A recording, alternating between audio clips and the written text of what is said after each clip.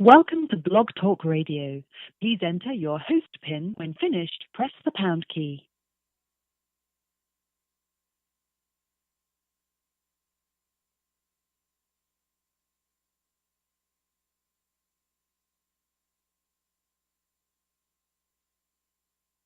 To start your show now, press 1. To hear important... Your show will go live in 5 seconds. 4, 3, 2, 1. Blog Talk Radio.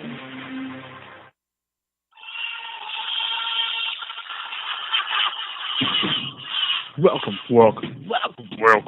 to the Cold Hard Truth on Sports. I apologize in advance if I am out of line here. Brace yourselves, boys. We're going in.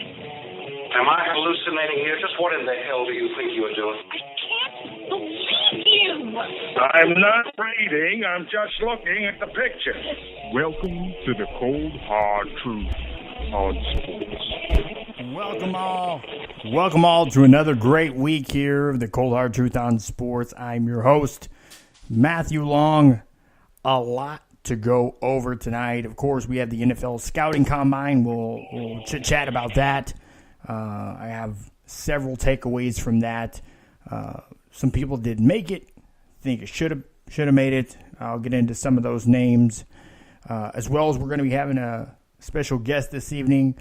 Our contributor for Business and Law, Derek Helling, will be joining us here at the top of the hour at 9 p.m. Eastern here, 10, 15 minutes, 20 minutes, shortly anyways.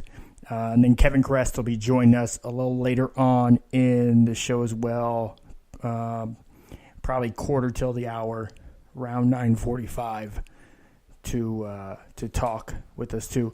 Helling has some interesting stuff. Again, there's a few things I wanted to get into. One, we will have it up here hopefully tonight. We have some issues with some technical issues with the video, but we'll have a video up, kind of some further explanation of what's going on in this FBI investigation into college recruiting, most specifically talking about college basketball. All right, and also the Supreme Court. Again, we'll get some more information on the Supreme Court ruling on Christie versus NCAA. Again, this could change how sports betting, the laws around sports betting in the country. So that is something major. I know nobody's really reporting on it, but Derek Helling will be in here tonight. Our business and law contributor for the Cold Hard Truth on Sports will join us. Again, like I said, Kevin Krest will be joining us here between 9:45 and 10 to talk a little bit about the PGA Tour, what's going on there. He'll give his Tiger Watch and to talk some about college basketball. And I want to start off the show a little bit with boxing. I know a lot of people struggle with the sport of boxing, but I wanted to talk about it here for about 10, 15 minutes. So if you're not a fan of the sports of boxing, stay tuned. Just listen to what I have to say here. These are a couple big things just to kind of brush you up on boxing. All right, so the biggest fight that is set to happen is going to be the weekend of Cinco de Mayo. May 5th in Vegas will be fight 2 of Sal Canelo Alvarez and Gennady Golovkin, Triple G. So that is set to go on May 5th. Now, some big news was dropped down this week. Canelo Alvarez tested positive for some sort of banned substance. We don't know if it's a performance enhancer or what it is. His camp has come out and they have said that it was from a tainted cow. He ate tainted beef. It's tainted Mexican meat, is what he said. I thought that was all Mexican meat. I thought that was a whole point. I thought that was part of the authentic Mexican beef, the tainted nature of it, because the after effects of it. So evidently, even him, he had a bit of tainted beef. He said evidently had some sort of components or something in it that he was passed on to him unwittingly. Now, I'm going to give him an A for effort on this one. That's an interesting comment.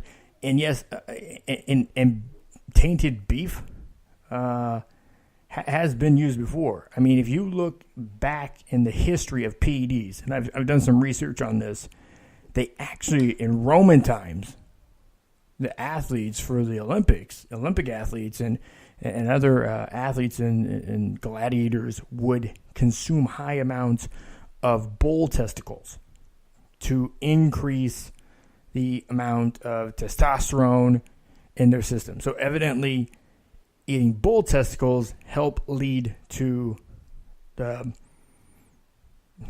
testosterone or HGH in the system. So they used to try to cheat that way. So maybe Canelo ate a high amount of bull testicles. Maybe he's into bull fries. I don't know. Maybe beef fries. Is that what would they be called? What are bull? Is there a specific term for that? Can you look that up? Yeah, look that up. I'd like to know. At some point in the show. You don't have to do it right now. Yeah, at some point in the show, let me know what that is and give it back to me. Yeah. Well, it's interesting. I want to know what it's called. I'm trying to save my kids from having to Google everything. So when my kids say, is there do people eat bull testicles? Yeah, I guess. Yeah. Here's this story. How athletes used to do it. Well, they call them turkey fries. Are they cow fries? I don't know. I want to be able to answer this for my children. So help me out here. I'm doing a show right now. Yeah, look it up. Look it up for me. Sometime in the show. Let me know. Some point in the show what that is. So from all I've been told is the fight is still on. They have not canceled the fight. It has not changed. Economically, it may. This hurts in some regards because, and I got an article coming out about this, so I don't want to spoil the article. But essentially, this next fight, the world of boxing needs Canelo to win. He's the only one with the loss, right? And a lot of people had him winning on the card the last fight. Okay? It was a draw. Now, both sides are saying they're trying to end this without a scorecard, okay? They're always trying to end it without a scorecard. They both took some good punches, right? In that last fight. But nonetheless, it was a draw. So Canelo, in my breakdown of the economics of this, Canelo needs to win fight 2 for it to make the most sense. Because if it's a draw and then Golovkin wins and he's undefeated, then he's still undefeated. He wouldn't come back to avenge his closest loss, the closest win, his closest victory. It doesn't make sense. So in order for fight 3 to really happen, Golovkin has to fall. He has to lose to come back to avenge the only loss. Whether Billy Joe Saunders is thrown in between there to rally up all the belts, I don't know. We'll see. We'll see. Saunders definitely would like a shot. So, Saunders, Alvarez sounds interesting to me. I'd like to see the fight. So, but anyway, so this past weekend, we had, talking heavyweight division now. That's middleweight. This is heavyweight. So that's where the most money is right now, middleweight and welterweight. Now we're talking heavyweight, where the money should be. Okay, the first American heavyweight to end the drought of champions, being heavyweight champion, in the United States. It was a 10-year drought. The same belt, WBC belt, was held by Shannon Briggs, right? And then 10-year drought. No champions from the U.S. Okay? Deontay Wilder wins. This is his seventh? The seventh defense of his title, the WBC title. Now, he has fought, the level of competition that he's fought to this point has not been top 10 competition in the sport. He's held a belt, so he's supposed to be considered one of the top, three, because there's several different belts: WBC, WBA, IBF, IBA, WBO, the ring. So there's several belts, okay? So out of these belts, let's say 5 of them, right? He should be considered top 5. If he's holding one belt, he should be at least top 5. Because usually guys will have, the IBF and the WBO, those will get paired together, or the WBA, They'll have a couple belts. Usually one guy will have a couple belts. It's rare that all the belts all have different champions. It's very rare for that to happen. So usually there's mix between 3 to 5 guys that will have the belts, as little as 2. As when Vladimir Klitschko, he held all the belts except for the WBC, and he lost. He took a fight against Tyson Fury. He lost, right? Fury got all the belts. He had a midlife crisis. He went John Bones Jones style, cocaine route, trouble, dealing with fame, and lost it. Gave up the belts, lost all the belts. So since then, Joseph Parker had won a belt, and he still has it. Anthony Joshua has accumulated the rest of the other belts outside the WBC belt, which Deontay Wilder has, and he's the longest reigning heavyweight champion right now with a WBC belt. So, just so you catch up, so there's 3 champions right now.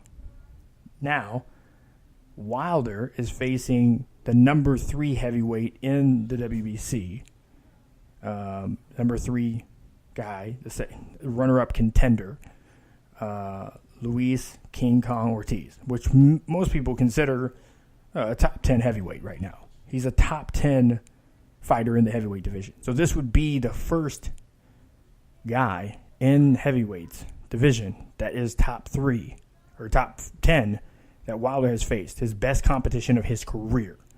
Okay, every person he's fought, he's knocked out. He hasn't won every fight by knockout. When he won his belt, it went to a decision. He won by unanimous decision to win the belt. But everybody else in his career, including the rematch against Bermane Stiverne, who was his last fight, who he knocked out in the first round, okay, who I see subsequently hadn't fought since he fought Wilder, so really wasn't the best Bermane Stiverne to show up. Nonetheless, he beat him in the first round. Then he fights, Luis Ortiz, who's a better skilled boxer. He's a southpaw, which gives him some advantage over Wilder. Now, I want to tell you this. I have been very tough on Deontay Wilder, and I will continue to be tough on him. I think there are lots of holes in his game, and most of all, his management of his career and brand, his marketing. I still think that there are tremendous leaps and bounds improvement on that end, the brand side, notability, lots of room for improvement there. But this fight, what I've noticed is I've seen him now on reality television. I've seen him show up on a couple shows, some commercials, doing some more PR sort of stuff to get his name out there. I don't think that maybe they were the best looks, maybe the places he was, or where he's attaching his brand to, but nonetheless, it's getting it out there. It's something, right? So I applaud him for that. That has been, a great improvement in that portion of his career in life. That's good. This fight, it seems like he was better tuned and he worked more on the boxing. His jab he used in the first couple rounds decently. And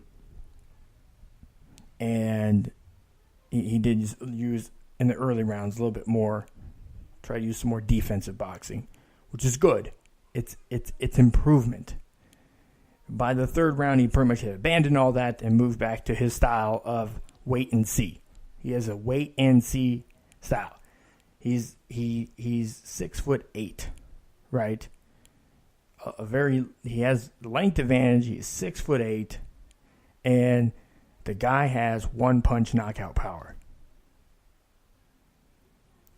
He can't afford, because of the athlete that is, because of the gift he has physically, he at this point in his career can't afford to, in fights, wait and see. He can afford to get down in rounds and still know that he can win the fight. Okay? He was losing the fight to the point on my card, and on most people's cards, he was losing the fight at the point he knocked out. At the point he knocked out Luis Ortiz in the 10th round on my card. Let me pull that up here for you real quick. You didn't have the printout? I don't know where the printout is. I'll go to Twitter.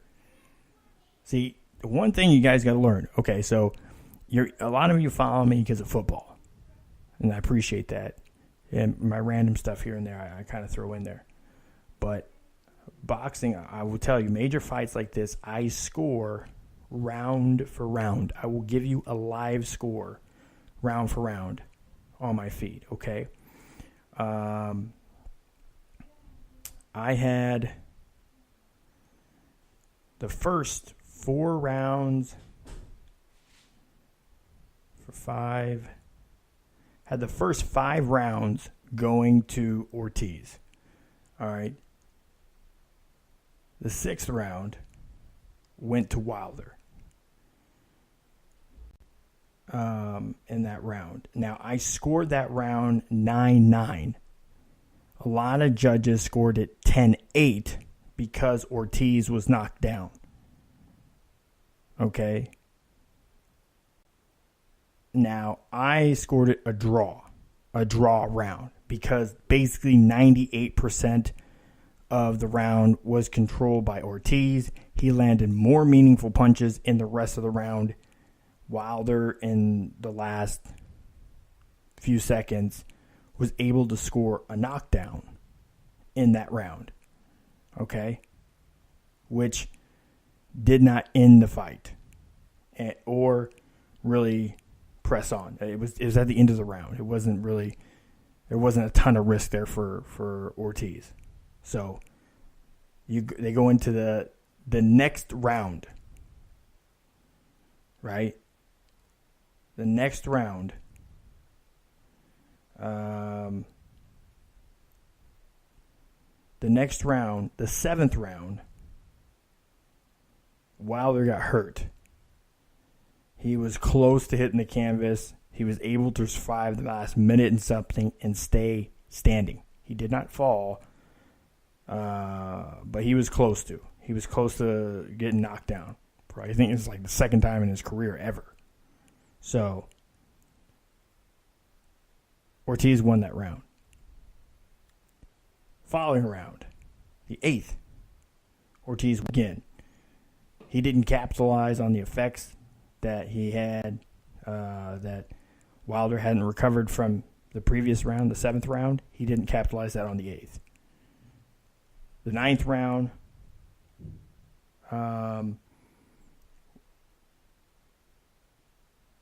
round, Wilder was more active. He won. And then the 10th round, they called the fight with 55 seconds left. 56 left in the 10th round. But that's when the judge waved his arms, but the clock stopped at 55. So 55 seconds left. That was the fight. And what he won there, he showed that he can take punches. He's not going to get knocked out by taking some big punches, and he's among the top heavyweights. So the future of the heavyweight division hinges on him fighting Joshua. So those are two of the big components for the sport of boxing and moving forward. So if you're going to watch fights, you want to watch Joshua and Parker. That's coming up here a few weeks from now, and then they'll come back around, and we should see probably Wilder and Joshua either by the end of the year or beginning of next year. Then Canelo, like I said, Canelo and Triple G2 will be Cinco de Mayo weekend. They have not canceled that fight. So I want to move into a different topic. I know we've been listening a lot in the news about these FBI investigations into recruiting, particularly into college basketball. I've had sources saying it could be as many as 20 Power 5 coaches, 65 Power 5 coaches, as many as 20 of them could be losing their jobs over this FBI probe. Coaches have been arrested, taken in for questioning, members of the staff. There's a lot going on in this still active investigation. So instead of me going over it in long, gory detail and putting you to sleep, I'm going to bring on our first guest of the evening. He is our contributor for Business and Sports, Mr. Derek Helling. How are you doing tonight, Derek? I'm doing great. How are you? I'm doing great. Got a lot going on this week. The combine. We got continuing investigations. So let the listeners know a little bit about what's going on. I know people were kind of confused with this, and I know you did a great job in your video blog, which people will be able to see here up on the website, the Cold Hard Truth on Sports website, the CHTonsports.com. People are kind of confused between FBI investigation, people going to jail, arrests, the NCAA sanctions. Like, can you kind of, take this fragmented kind of reality and kind of bring it back into focus for us here? Yeah.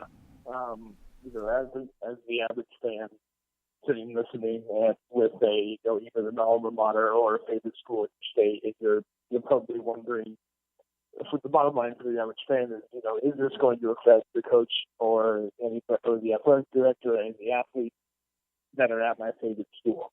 And if so, how much? And so there's a few things that you would need to understand to get a grasp on that concept. And the first is that there's a stark difference between NCAA bylaws, NCAA regulations, NCAA rules, and the actual law in the United States of America.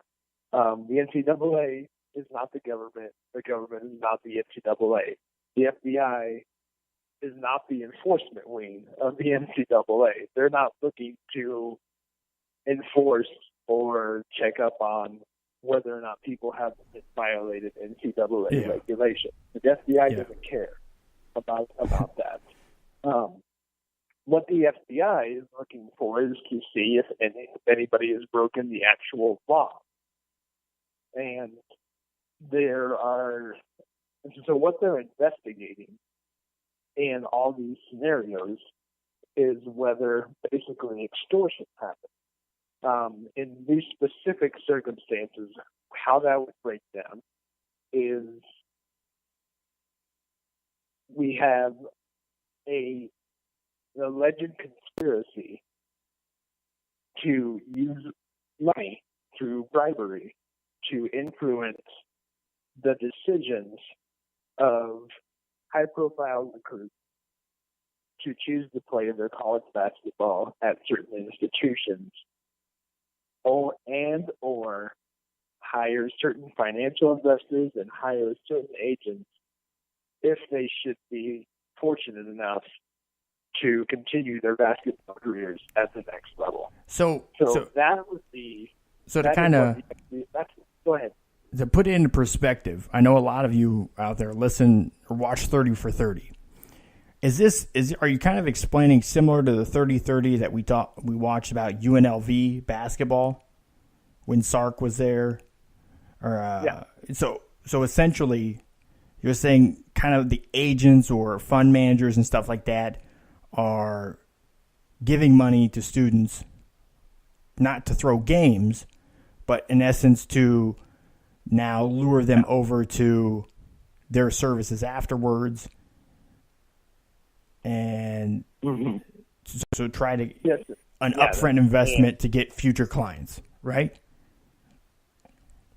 Yeah, so that's essentially how it works. And on a small scale, that wouldn't draw the attention of the FBI.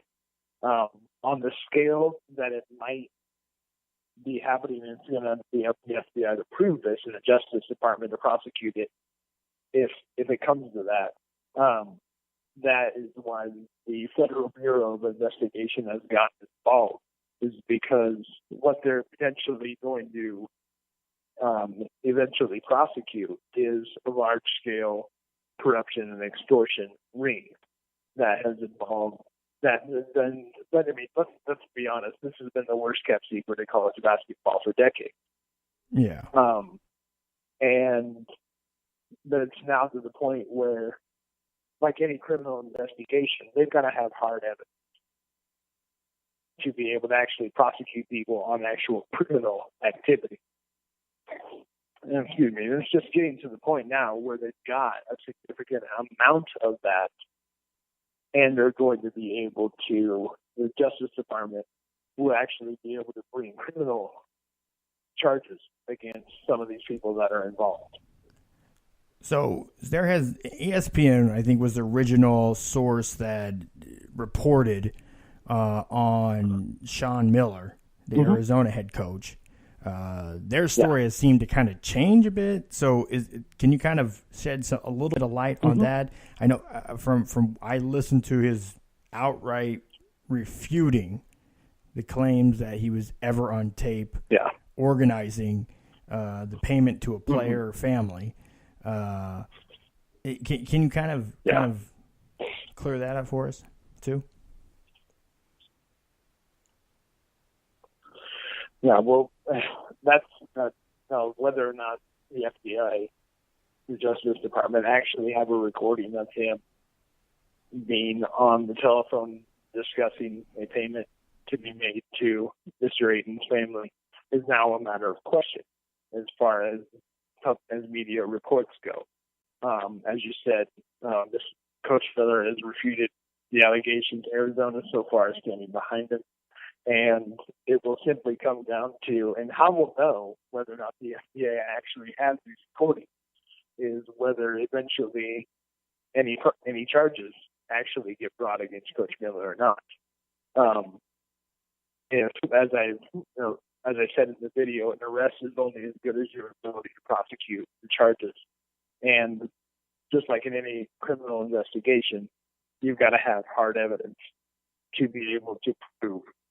Because in this country, when we're talking about criminal proceedings, you are presumed innocent until proven guilty. So it would be the burden of proof would be on the Justice Department to not only prove that Miller was involved in an extortion ring, but also that his activity actually involved was actually a crime. You know what? I thought I was thinking about this whole thing, the wiretap. I think it would be it would be hilarious if NBC tries to go a route kind of like the show they had To Catch a Predator, but to catch college extortion. Yeah. Like you see a college coach coming up to the driveway with a manila envelope with money in it. Yeah. Some team swag. That is that is an interesting concept. There you go, Dave Chappelle. And it's probably something that prior to the announcement of this FBI investigation, I probably wouldn't have been that difficult to actually do. Because how a lot of these things actually start is something as simple as that. A lot of times it's as simple as there's an assistant coach for a program who is interested in a particular athlete. And so they start doing a little bit of research to see who in the community is sympathetic, number one, sympathetic toward their cause, and secondly, would be able to actually arrange a meeting between themselves and the recruit. And a lot of times cash changes hands under the table. Like I said before, this is kind of the worst kept secret in college basketball that this goes on.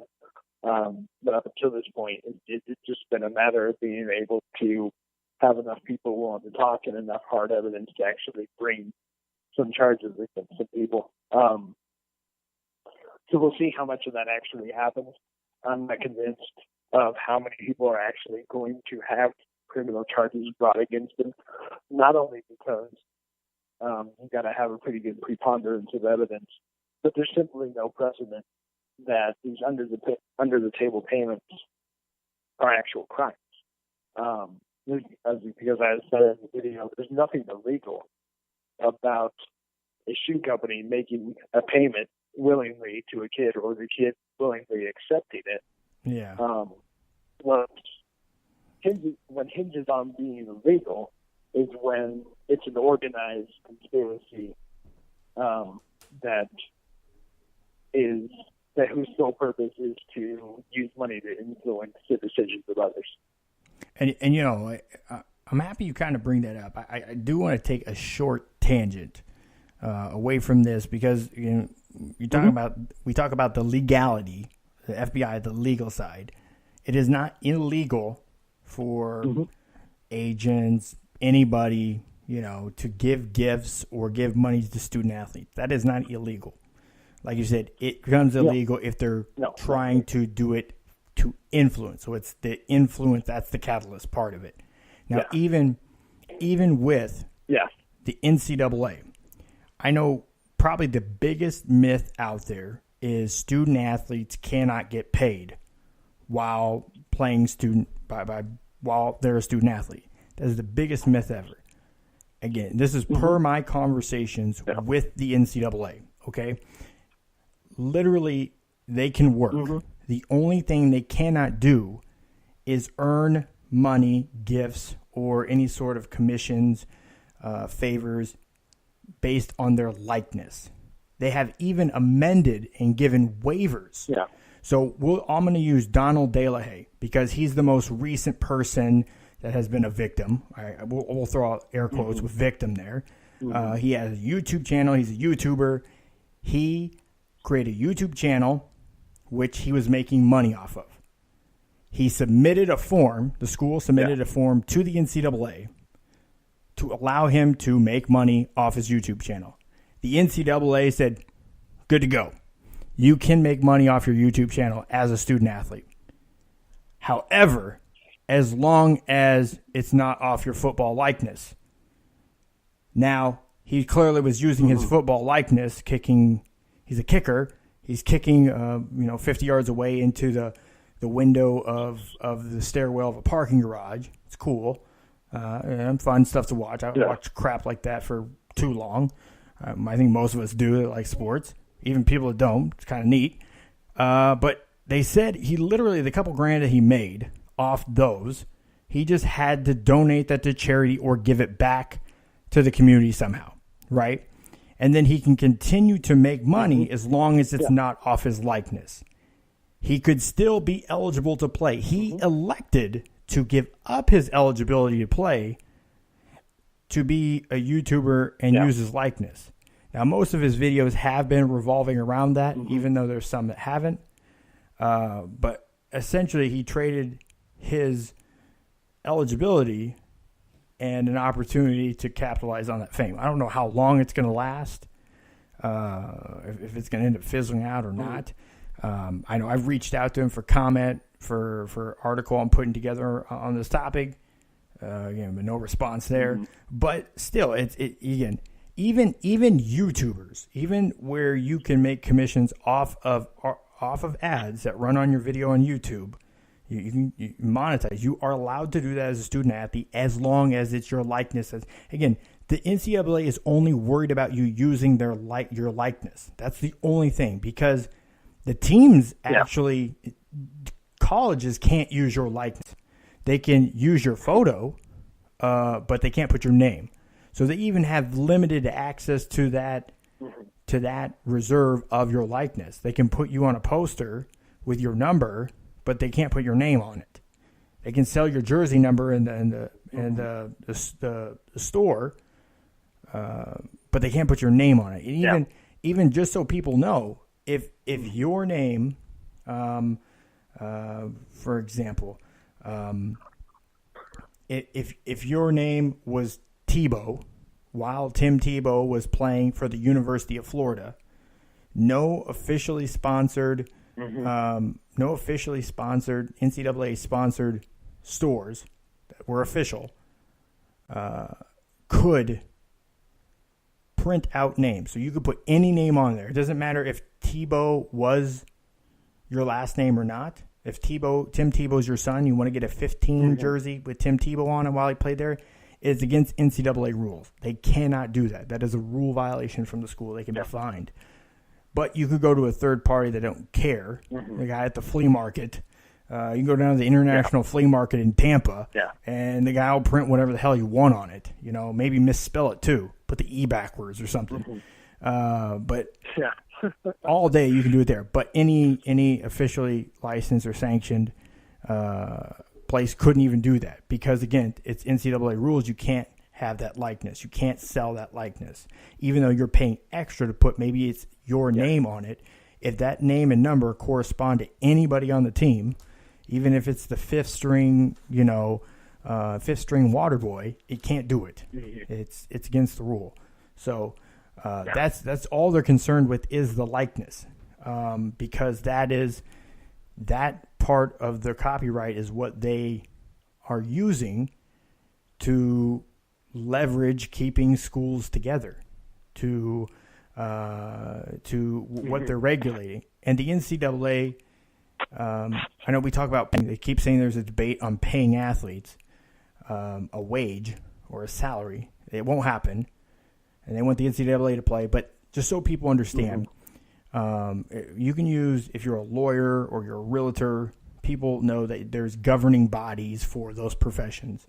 So essentially that's what the NCAA is. It's a governing body. So they have, the quasi-responsibility. Even their judicial, the fines and stuff they give, the sanctions, it's quasi-judicial.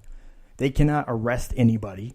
You're not going to go to jail for that, just like you said before. It's quasi-judicial. It's not actually there is nothing. They don't have I know a lot of people will say, oh, well, why aren't they catching these coaches? Yeah, it's the biggest, it's the worst told secret, but honestly, they just don't have the resources. 90, what was it? I had it here. Is it 90, 98% or 96%? 96% of all of the billions with a B, that they get in, 96% of that goes back to Division I schools and championship games. 96%. So there's 4% that goes between Division II, Division III, and paying their 500 employees in Indy, so on. So the thing is like, it's not like, yeah, they get a lot of money in, but it goes right back to the schools to make sure that they're funded through contracts. So that's kind of that. Well, not only for that, but to maintain their 501c3 status, they've got to do that too. Absolutely. And on top of that, in reference to what you were just talking about to strengthen your point there, are you familiar with the recent similar story of Ryan Trahan? No, I'm not. Enlighten me. Ryan Trahan is a cross-country runner at Texas A&M. He's a freshman right now. And prior to enrolling at Texas A&M as a student and a cross-country runner, Trahan had a business where he would sell these water bottles that he developed for athletes.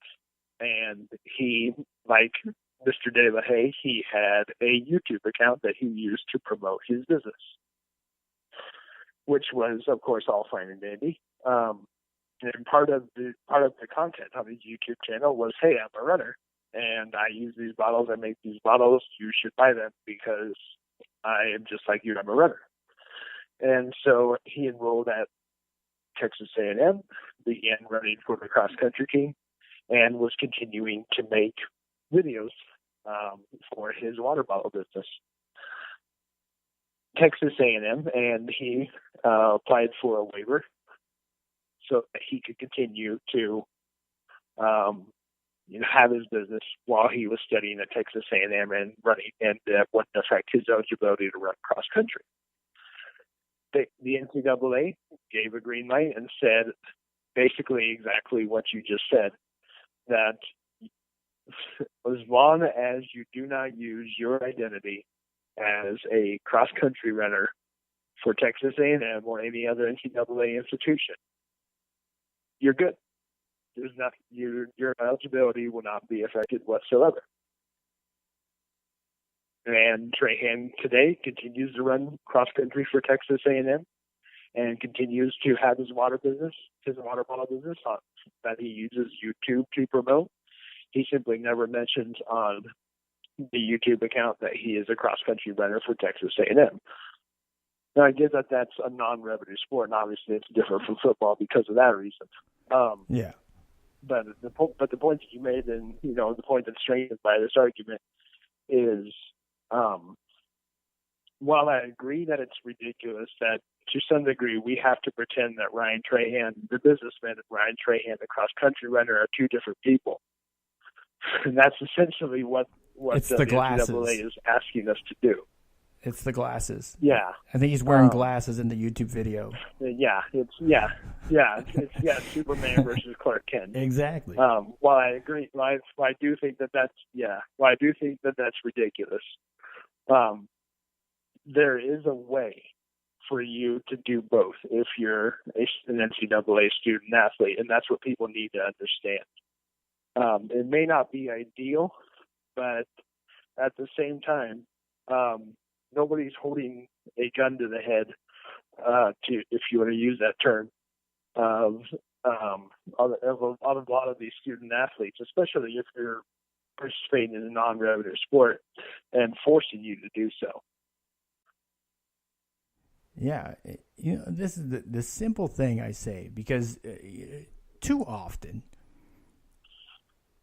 we get hung up. It doesn't matter if it's topics like this, just in everyday life. Too often we get hung up on the small inconveniences. This is not being able to use the likeness, although I think if student athletes should be paid for anything, they should be able not be paid by the school or NCAA. They should be able to, he should be able to endorse his water bottle as,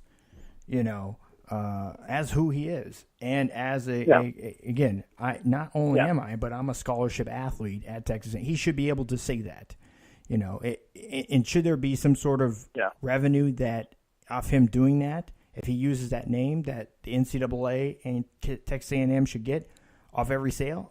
Yes, absolutely. I think that something else should work like that because he's using their likeness to boost his likeness. So I get there should be some push and pull like we do in Trahan would be fine with that as well. Exactly. Yeah. However, even though that's not the case today, again, his business runs and it goes. I'm going to look it up. Again, I want to see what his water bottle looks like. I go through tons of water bottles. I'd like to see why is it different? Yeah. Can I? Is it a shaker water bottle? Is it just a regular? What's the difference? Why is it better than the other ones? Yeah. Because you running and it being a water bottle doesn't matter. Is there a hose? Is it intravenous? I mean, what's the difference? So I'm going to go check it out, not because he's a student athlete at Texas A&M, because before you mentioned, I didn't know he existed. But I know now. I'm going to look more into it. Yeah. So that'll definitely be part of my article that I put together. But again, it's these little things. Can't you now it's drawn into some other story, and it's not. It's just simply you can't use your likeness. You have whatever business you want. Don't put your name on it, and don't say. Don't use your status or, and he says he's a runner. He doesn't say he's a Texas A&M cross country runner. Like, he even still says he's a runner. Like, that's literally Donald De La Haye saying, I'm an athlete. But just don't say USF football. Yeah. Like, you're good, bruh. Don't kick through. I mean, even that. Even then, he could be the hooded kicker. Like, and that would have still been fine. Just don't put Donald De La Haye, UCF, and your likeness there. Like, it's that simple. Keep making the money off it. But, again, people aren't usually willing to put in the effort to understand the path. They'd rather bitch about the road's closed. Take the detour. You'll get there. Yeah. It may take longer. It may be quicker. I don't know. Maybe you found a new best way to go. I don't know. I've had that to where now I cut through a neighborhood and it cut 2 minutes off my commute. Oh, because I can cut down these side streets. It's funny how Waze and Google Map doesn't take me that way. They take me by Burger King and McDonald's in the morning so I can buy their breakfast. But driving by the Lopez and Johnson property on my way to work doesn't get them money. So. So the Lopez Johnson way is quicker, so I take that now. But now there's one other thing I want to talk to you about. There's a pending ruling in the Supreme Court right now. The Christie versus NCAA or vice versa, I guess on which document you look at. This ruling could change the surface of sports betting. Am I understanding that correctly? Yes. It has the potential to do so. Basically, this whole began back in 1992. Congress passed a law, and then President George H.W. Bush signed it into law. It was called the Professional and Amateur Sports Protection Act, or PASPA is the acronym, and obviously a much shorter way to say it. Basically, it made betting money on single games, singular sporting events illegal in 46 out of 50 states. 4 states were given exemptions because they already had legalized it within their borders at the time, so they were kind of grandfathered out, if you want to use that term.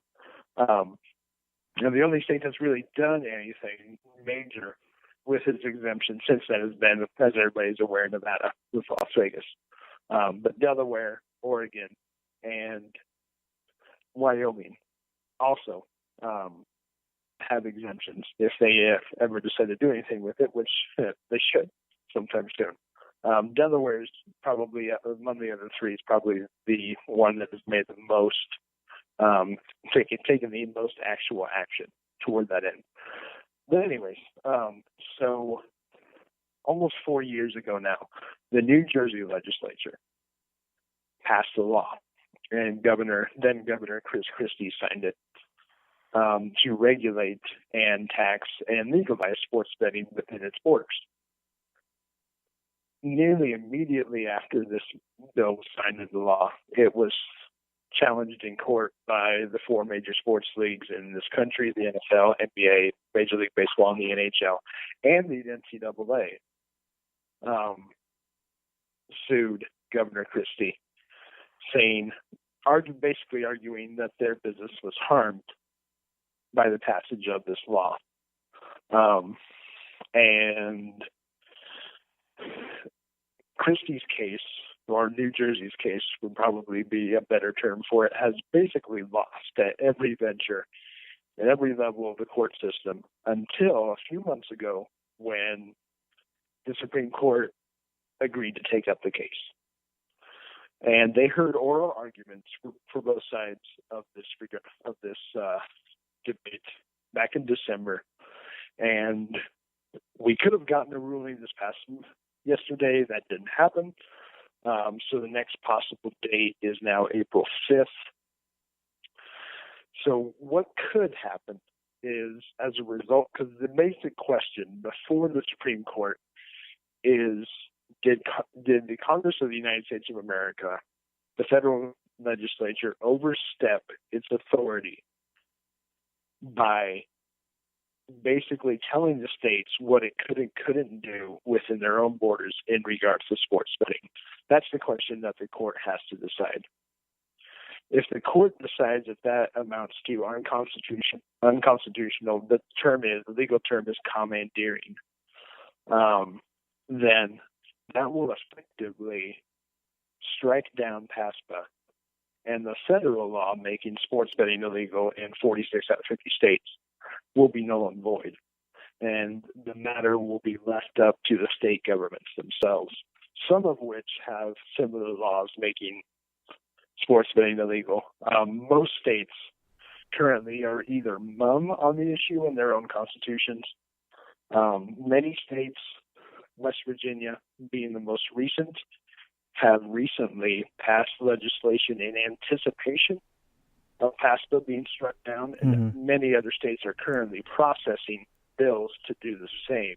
I think Florida, because even if the court is one of them, because not this last year, the year before last. Let me tell you this: I didn't play last year, but every year before that, I've played fantasy football using multiple leagues.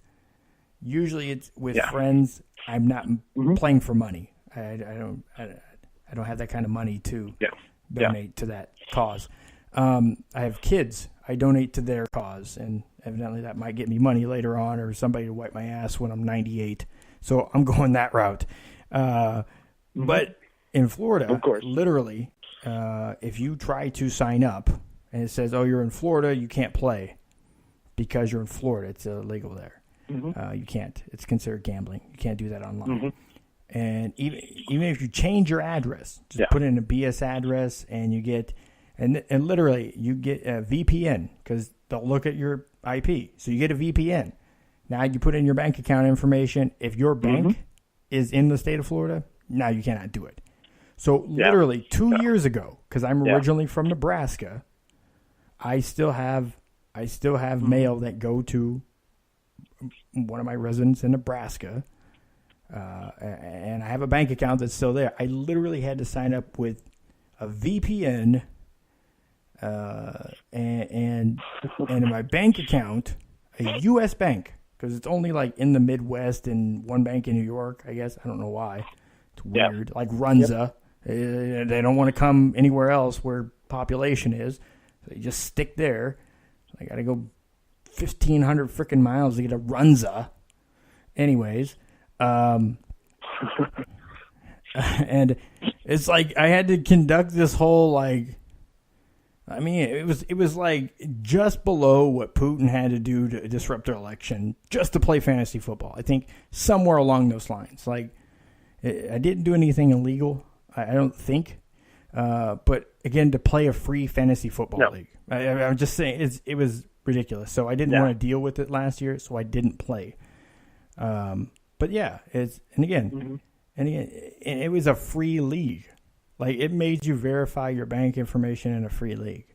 So it's just too much work. Yeah. So, and that's to stay in compliance with state laws that the daily fantasy and season-long fantasy companies do that.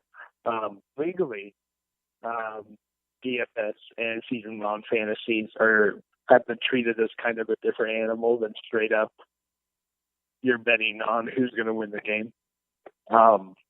Because in many courts, DraftKings and FanDuel have paid a lot of money to lawyers to substantiate that the games that they offer are games of skill and not a chance. And so in the legal jargon, that's a big differentiation. That's not an argument that any of the companies which wish to legalize sports betting have ever made, because it would be a waste of their time and money, frankly, to try to make that argument. They've had borne much more fruit by going this route of just trying to get the laws which are in the place either struck down or repealed, which that's also possible with PASPA, even if the court doesn't strike down PASPA completely, which is a possibility in the ruling. They could give New Jersey a narrow victory, which means they can say, hey, New Jersey, you're right that Congress has overstepped its bounds in regards to you, but we're not striking down PASPA altogether. We're just basically adding New Jersey to the list of states who have exemptions. And yet again, Jersey that's doesn't definitely win. a possibility in the and in New Jersey, then the law in New Jersey would then take effect, but that doesn't mean that PASPA nationwide would be struck down, and it would be up to other states who have passed similar laws just to bring similar cases, saying, according to the 14th Amendment, we should be entitled to the same exemption that these other 5 states have. And I think that would be a pretty sound argument before the court, but that's a formality the other states would have to go through. But even in that case, there's still a possibility that PASPA may soon have breathed its last. Frank Pallone, who is the representative from the 6th District of New Jersey as well, the Garden State, has introduced legislation into the United States House of Representatives that would repeal PASPA. So PASPA may die, I guess, a more natural death that way. We don't know how fast that timetable would move along, but that's another possibility. But the Supreme Court ruling is more imminent, so we'll have to see what the court says. If it's a broad victory that strikes down PASPA, we can see sports betting legalized in probably as many as over a dozen states in the next year. Now, I want to ask.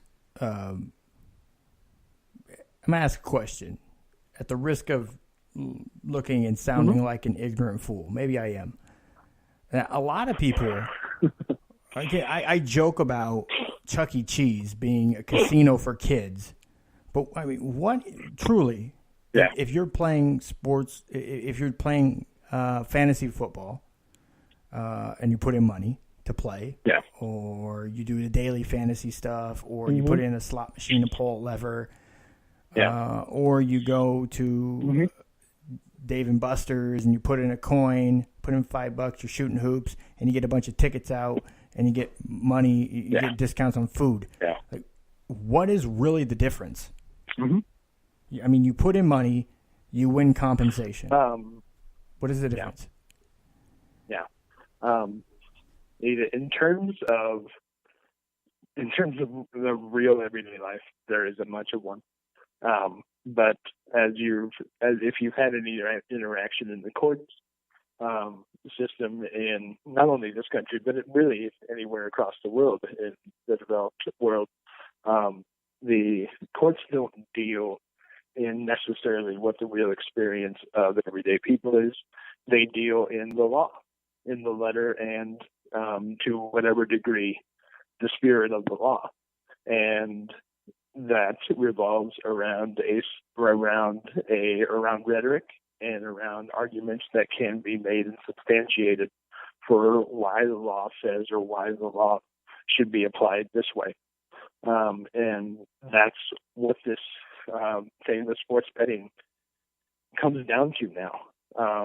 And until either PASPA is either struck down or repealed, then the status quo is that, technically speaking, now we could talk about how well it's enforced all day long, but technically speaking, according to the United States government, wagering money on single sports events, unless you reside in one of the 4 states that have exemptions, is illegal. Yeah, that's the crazy thing about the law. The letter of the law. It's funny. Yeah. You can have math, and that's a definition, but the law is somehow putty. You know, math is stone and law is putty, but it's rule. But you have to abide by it. But do you know if you are? It's the crazy thing about it, and even like I know a lot talking about gun laws and stuff lately, and I don't think people even realize federally they can make certain things illegal, like, I don't know, marijuana, but we're up to 12 states that legally have, or was it? I think it's 20 states that have medical marijuana. I think it's 5 states or 6 states that have recreational. Again, it's still a Schedule 1 drug. It is a felony. That's why you can't operate with a bank. But, I mean, the laws can change. So gun laws, gambling, like federally could be illegal, but within the state's borders, it may be legal, I guess. So it's weird and interesting at the same time. It's similar to marijuana. It just all comes down to enforcement. And, the federal government, similar to what you talked about with the NCAA and its ability to police, the federal government does not spend a lot of resources policing PASPA. That's just a fact.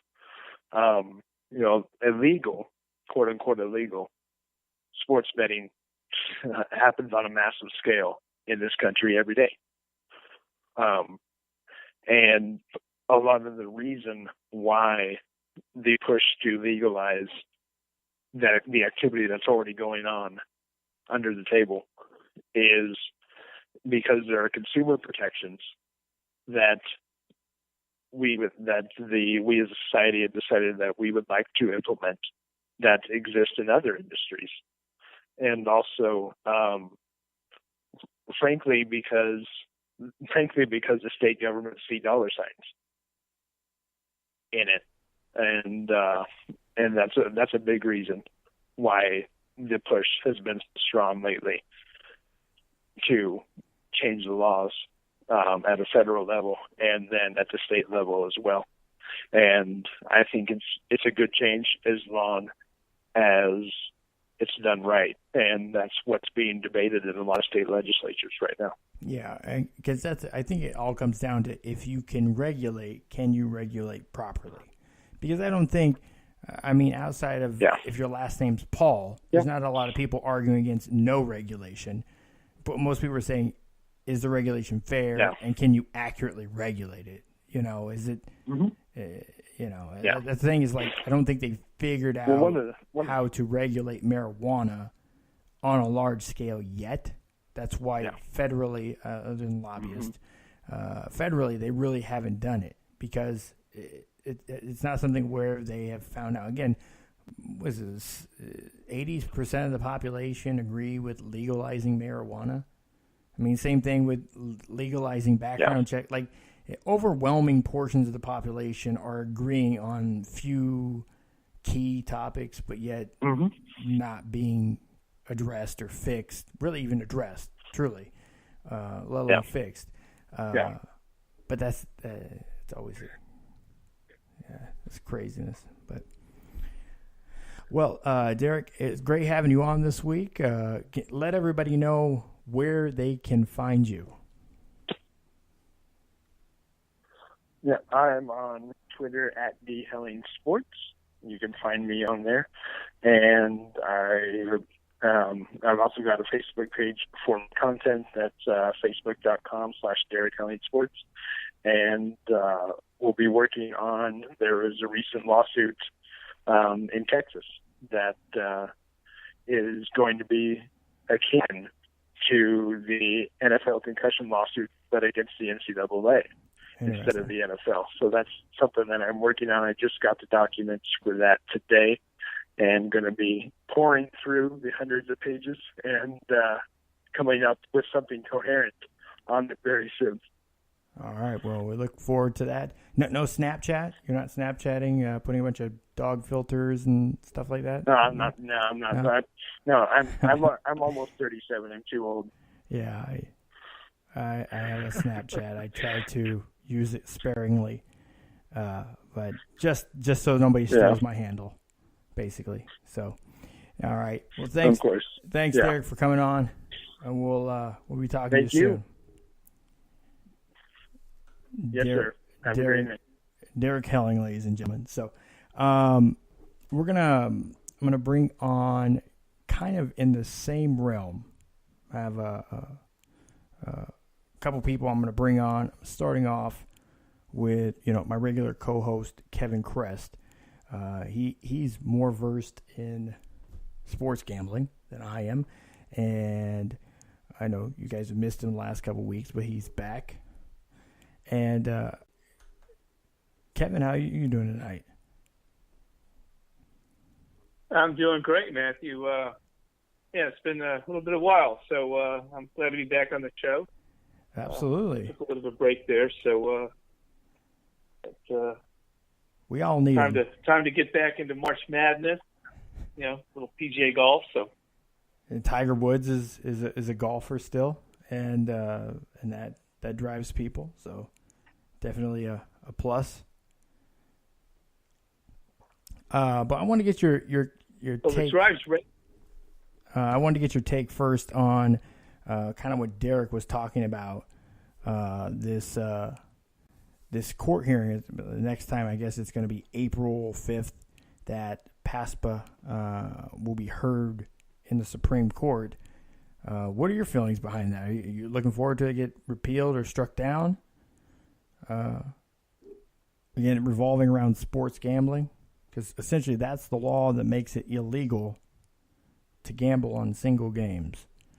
Where do you stand on this? Well, I mean, personally, I think it's ludicrous that the state of Nevada is the only state that's allowed sports gambling. I think that makes no sense to me. It's actually four now. As we've evolved as a nation. Delaware, New Jersey, and Wyoming also are exempt. They just don't do anything about it. It makes no sense. It makes no sense that there's even four. I mean, it should be allowed everywhere. I mean, why are you being selective in that? And so I would expect. I mean, I don't know. It's a conservative court, so if you look politically, it's a conservative court. They would tend to maintain things as a status quo. They wouldn't necessarily strike down this law, but in fairness, I would expect that if they look at it objectively, that why is it four states have it and the rest you can't? And so, to me, you now have an NHL team in Las Vegas you have Adam Silver, the commissioner of the NBA. I didn't hear all of your previous guest comments, but you have the commissioner of the NBA, Adam Silver, who's embracing sports gambling.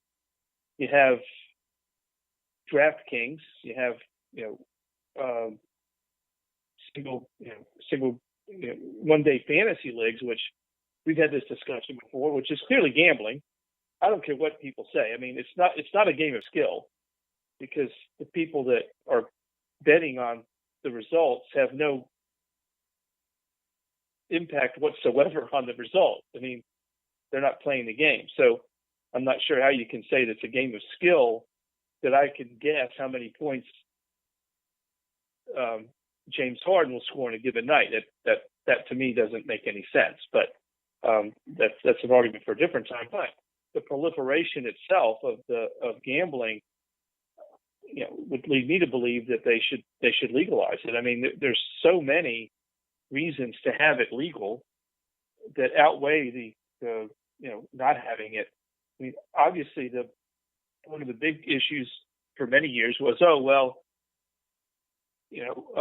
players might get paid to influence games if there's too much gambling. Well, there's so much illegal gambling, but there's so much money now. I mean, do you really think anybody could pay LeBron James enough money to throw a game?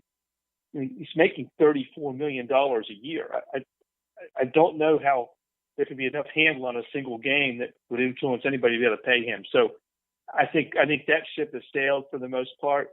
And so I don't know how the court will act, but I hope that they strike it down, and that we have an even landscape throughout the United States. It doesn't matter where you live, you can bet on sports, or at least the states allow it.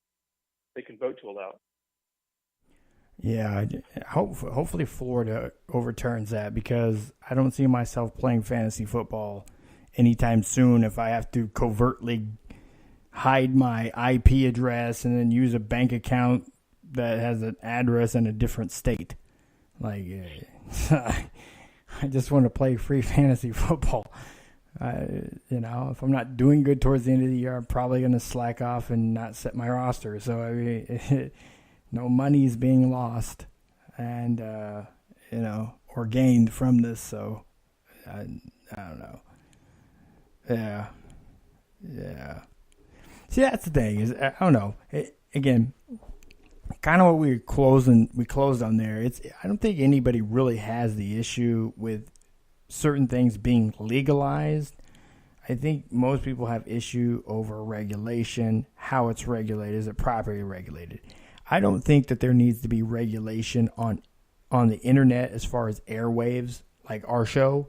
We don't need to have certain we don't need the FCC telling us that what language to use, like they do in a car radio. Because again, that's programming you really don't have as much control over, because usually the way it's broadcast is where, like a show like ours, it's very succinct. If you're going to listen to our show, you're going to click on our show and you're going to know what's on it. People are understanding what you're getting with it. We're more of the Sirius satellite radio approach versus terrestrial radio. So you can get the show free. Again, people go to Blog Talk or download the Spreaker app for free and listen live either way, or podcast the version on iTunes, Somos, SoundCloud. It's all over the place. But it's different because it's not on the terrestrial radio, because it is less, again, that platform is much larger and less, you don't really have ability to tune that down as much. So they have a regulation on that, but not on this.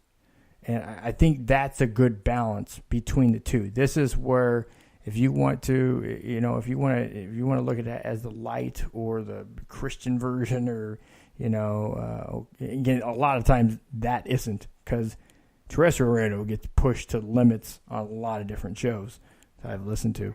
But still, it's I think that it's a good medium between the two. They have their thing; it's regulated a certain way, where this isn't. This isn't regulated at all, other than the bandwidth that you. Well, that's actually not even regulated anymore. They took that out. So really there is no regulation. But, they do require us, every time we set up the show, we have to explain to people what the rating are. If we're going to use foul language, you got a PG-13. I think for every one cuss word you want to put PG-13 or something, But anyways, it kind of gives people an idea. But, it's about how things are regulated. If you can have quality regulation of it, and you can actually be there, it's not an honor system, because that's the way a lot of things that are regulated are. I mean, if you take the EPA here in Florida, I'll just use this example. EPA in Florida, 0.02% of all nitrogen that gets in the waterways that causes algae blooms, yada, yada, yada, hurts fish life, come from, companies like Scott's and True Green and you buying the Miracle Grow. That's where that comes from. 2% comes from animal waste, livestock, your pet pooing on the lawn and you're not picking it up. That's where 2% of it comes from. But they regulate the lawn and pest industry when they can use nitrogen and stuff on lawns because they don't want it going in the waterways. The regulation really has had no effect because it's a self-honor. It's a merit. It's a system where essentially the people that live in the house that you're treating, that are paying you to do it, paying you to make your lawn look green, have to turn you in, or their neighbor does, or your competitor. And that usually doesn't happen because everybody's trying to fight to do it. It's kind of like where it's kind of like what we see now in college basketball. It's kind of peeling away with the FBI investigation. A lot of bribing is going on. A lot of money is being changed hands. There's a lot of influencing in certain directions, and all for the common goal to have these kids become professionals with these businesses. So have to circumvent them through college basketball because they don't have another route that is efficient as college basketball. I know that Adam Silver and people have talked about beefing up the G League to, in a sense, kind of eliminate the process. I mean, just so people know, if you are a senior in high school and you want to go straight to the NBA, you can. You don't have to be a one and done. I'm sorry. Didn't know you didn't know that. You can go directly to a G League team, play on the G League for 1 year, and then play next year. That's fine. You can do that. You can go be in the G League right out of high school. There's no the rules allow that, but you can't play in the NBA. No matter how good you are, you have to stay in a developmental system for 1 year. So that's just the rule. But you can go straight to the pros. You can get paid a little salary to do that. You can also go overseas. Nothing stops you from going overseas and playing for a year or two in Lithuania or wherever to circumvent that system. But you can also do that. You just cannot play in an NBA game for an NBA team for 1 year. I mean, we get hung up on these little parts of these rules, but unfortunately, if people would take the time to do a little bit of research of what they're talking about, this would be the reality of it. You don't have to be a one and done. You can go straight to the NBA, but you have to play in the G League for a year, or you can go straight to pro basketball in anywhere else in the world, and then go to the NBA. But there's no other current structure out there that is like the NCAA, where it'll give you the coaches, the publicity, the training, like the NCAA does, like college basketball does. Since nothing else exists that's better than that, most guys decide to go one and done. Some guys, what's that latest kid that got caught up, the Michigan State kid? He decided to stay a second year, one more year, because funny thing is, 17, 18-year-olds usually aren't ready to play professional sports. he felt like he needed another year of development. And he stayed. And now he's part of this. Still would have been a part of it, but now he's playing and a part of this FBI probe into college basketball recruiting and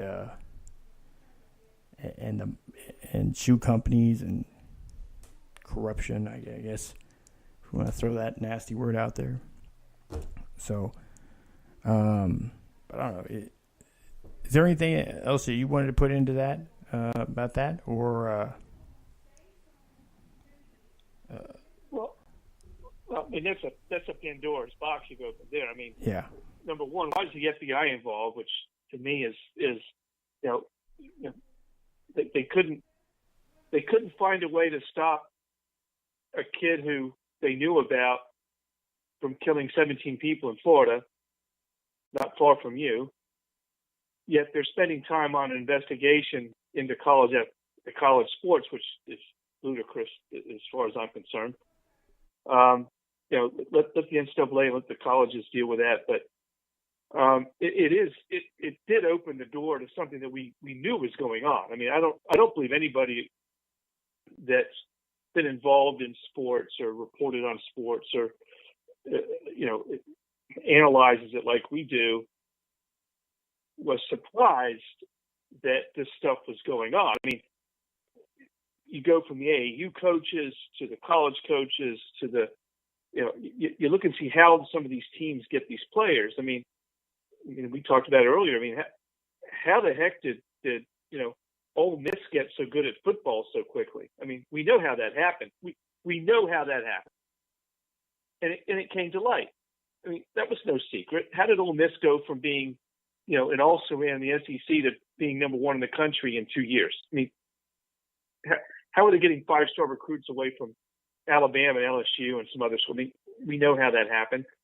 Basketball is the same way.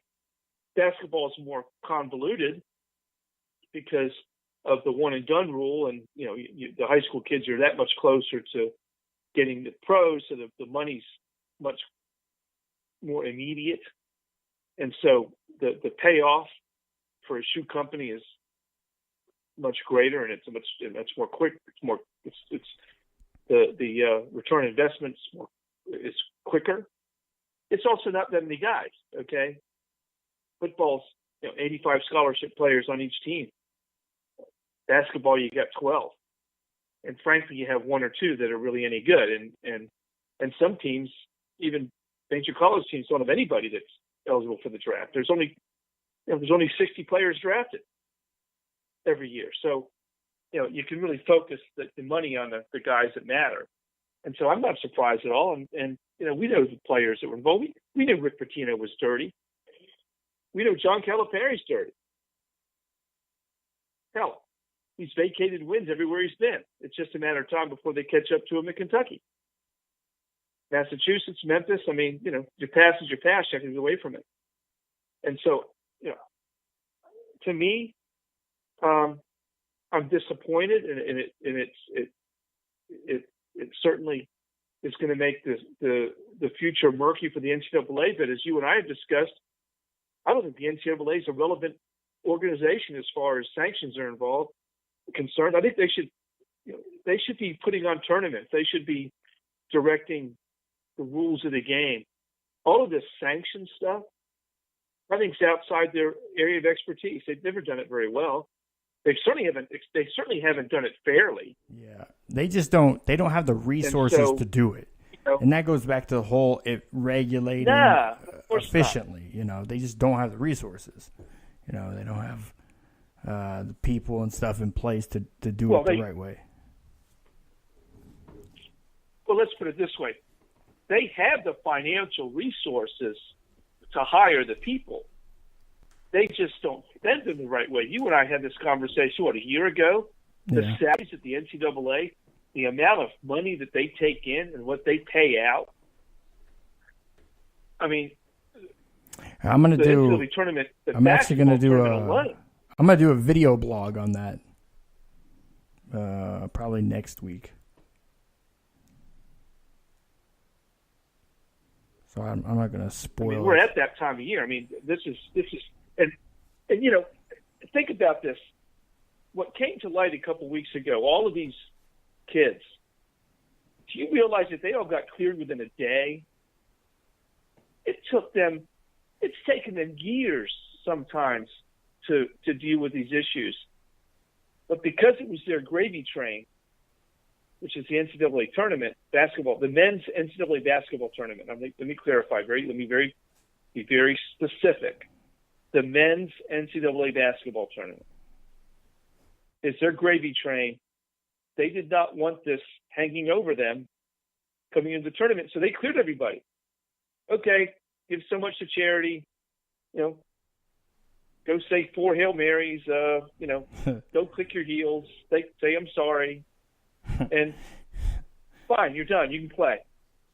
Everything's cool. Well, it makes no sense to me. That's not consistent behavior with the way the NCAA has acted in the past. Sure isn't. And so, it doesn't surprise me. It's just disappointing that they wouldn't take this very seriously. Now, from what I understand, this was from a report on ESPN earlier this week, was that the NCAA has been told to stand down by the FBI. In other words, get out of our way.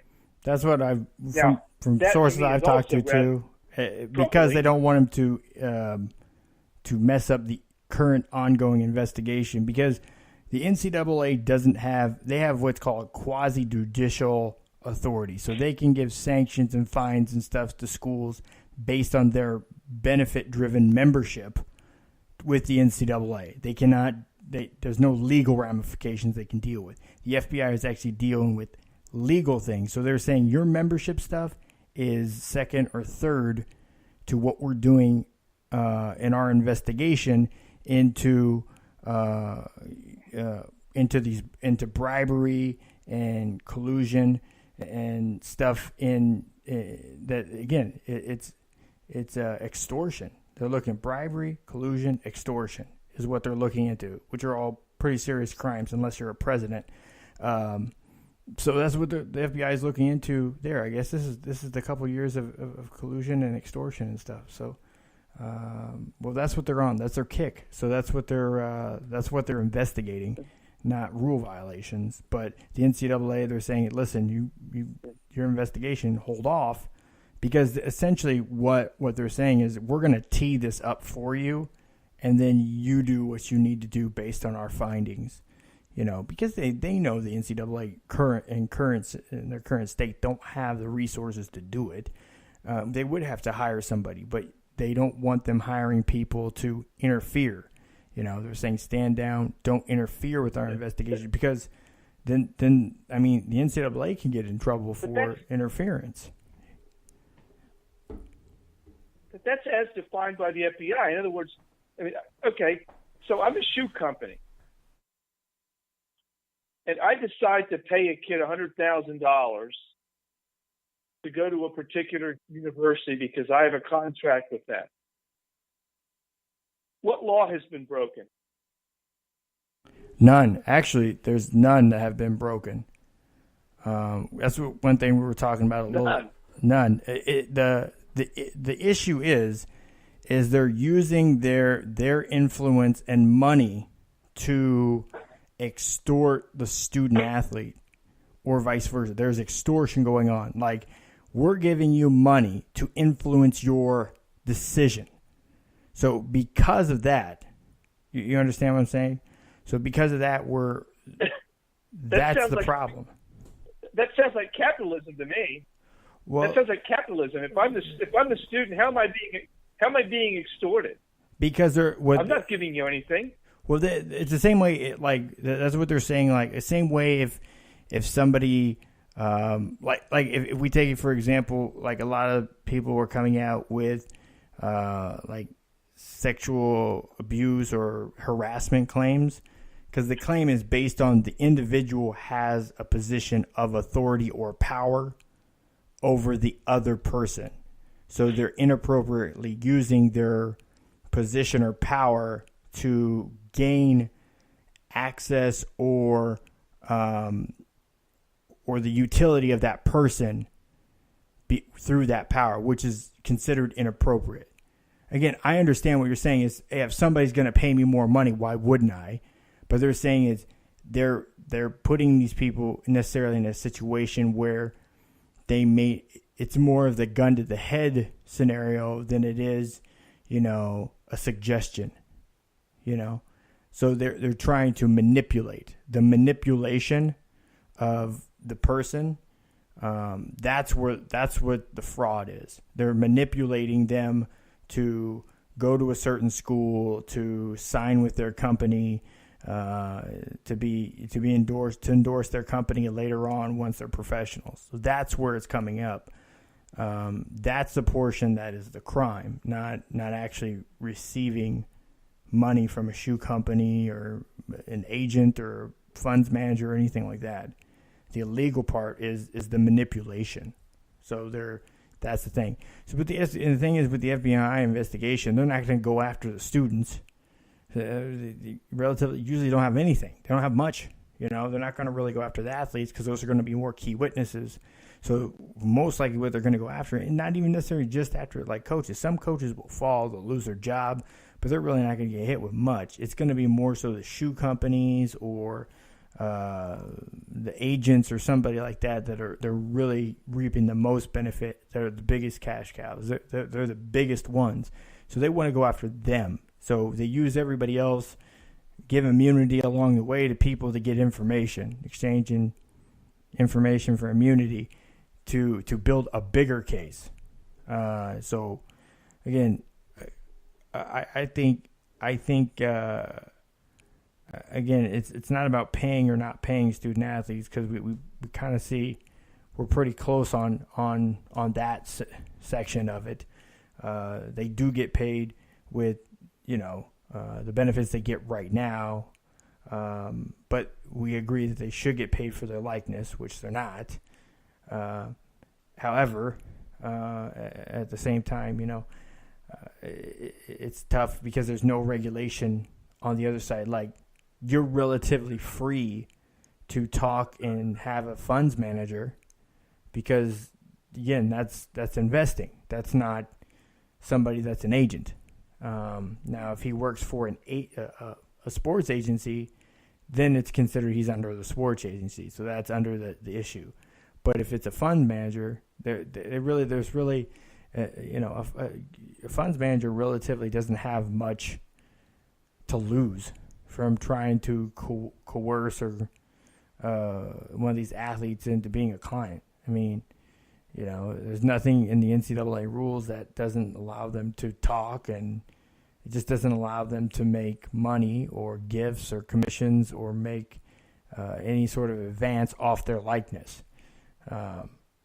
So they can enter into business together, and student athlete can make a lot of money, and so can the funds manager. It just can't be on the basis of them being a student athlete, which, because they're trying to recruit them to it, that's the part where they're saying unjustly or unlawfully duping them into future becoming a client because they're paying them money illegally. Again, a lot of this money is not none of this money is reported to the IRS, so it's also tax evasion too. So again, that's kind of what the FBI is looking at on this bigger picture. It's just that the NCAA men's basketball has gotten much more wild and free with it than college football. I guess you have a lot more players. You have a lot more boosters, a lot more money coming in. So I guess it muddies the water a lot more. But I mean, I wouldn't be surprised if we start to see some football programs in schools from athletic department standpoints start to get more involved in not just basketball. It could move into that, but it's just. Well, where it starts to get murky, and this is where the crimes are being committed, is if I'm Chuck Person at Auburn, and I'm pushing one of my players to go to a particular agent, and the agent's kicking money back to me, right, to coerce an student athlete to go in a particular direction. Now that's where the extortion is not the right word, because it's not really extorting anything from the athlete, but you could be extorting something from the agent. You say, look, the only way you're going to get this kid to sign with you as an agent is if I tell him to, and that's going to cost you. That's extortion. That's doesn't really impact from a crime standpoint the athlete. It's the agent. Excuse me. It's the coach extorting money from the agent. Now, if that's what they're going after, then good for them, because that's pretty heinous stuff. Or it's like Cam Newton's father was purported to have, sold Cam Newton's rights to the highest bidder. Remember that kind of went away fairly quickly. His dad was like LeVar Ball. He was kind of LeVar Ball before social media. But Cam did something. We know that's happening. Yeah, he put his big boy pants on and kind of separated himself from his father's antics, where LeVar Ball, he's doing it different. He's trying to circumvent it all together, Again, I don't know. That's a whole nother story, topic altogether. But yeah, this is going to be interesting the way that folds out. I got Derek has a video blog that'll be up tonight over on the website about this investigation, more in detail, and I'm working on some stuff as far as the biggest myth in college. Biggest myth around college sports is players can't get paid. So I'll have that out here in the next week or two as well. So, but I wanted to get on with the PGA Tour. Tigers teeing off Thursday, 12:45 here, just down the road from me here at Innisbrook. I'll be down there tomorrow. I don't know if I'll see him. I might see him over at the training facility I go to there. A lot of those guys go there. So, what do you make of this Innisbrook, this Copperhead course that they're going to be playing at this weekend? I've been there. Have not played it, but I did live in Tampa. We did go over to the tournament when it was there. You know what? It's interesting. It is surprisingly reminds me a little bit of Augusta. It's got the pine trees and kind of not a lot of rough. Narrow, undulating fairways. Very similar. It's got for Tampa. Surprisingly, it's actually over closer to Stillwater. It actually has a little bit of a little more elevation change than you would expect over there. It's more of a sand dune, built in sand dunes. It's a great track. The list of winners at this tournament is very impressive. It started in year 2000, and 7 of the tournaments have been won by major championship winners. And so that's almost half. It wasn't held in 2001 because of 9/11. And so, in 16 tournaments. So almost half have been won by major championship winners. And the others have been won by people like KJ Choi, who, it's an impressive record on the PGA Tour, doesn't have a major. But so it's a track that brings out it brings out very good winners, and so I would expect this week to see somebody that's you don't really have upstarts win at this golf course. It's a good golf course. It doesn't require a lot of distance. Gary Woodland did win there in 2012, but if you look at the list of winners, he's about the only guy that's a really long off the tee, and he managed to win. Jordan Spieth, defending champion, he's not known for his length as well. So, I think it's a golf course that is good for Tiger. It's his first time at this tournament, and it's primarily because of the way the schedule has worked out. He's never played He really here? had no choice but to play this week. He's never played there because it's bracketed between two World Golf Championship events, and he's always been eligible for the WGC events, and so you only have two of the top 10 in the FedEx Cup rankings played this week.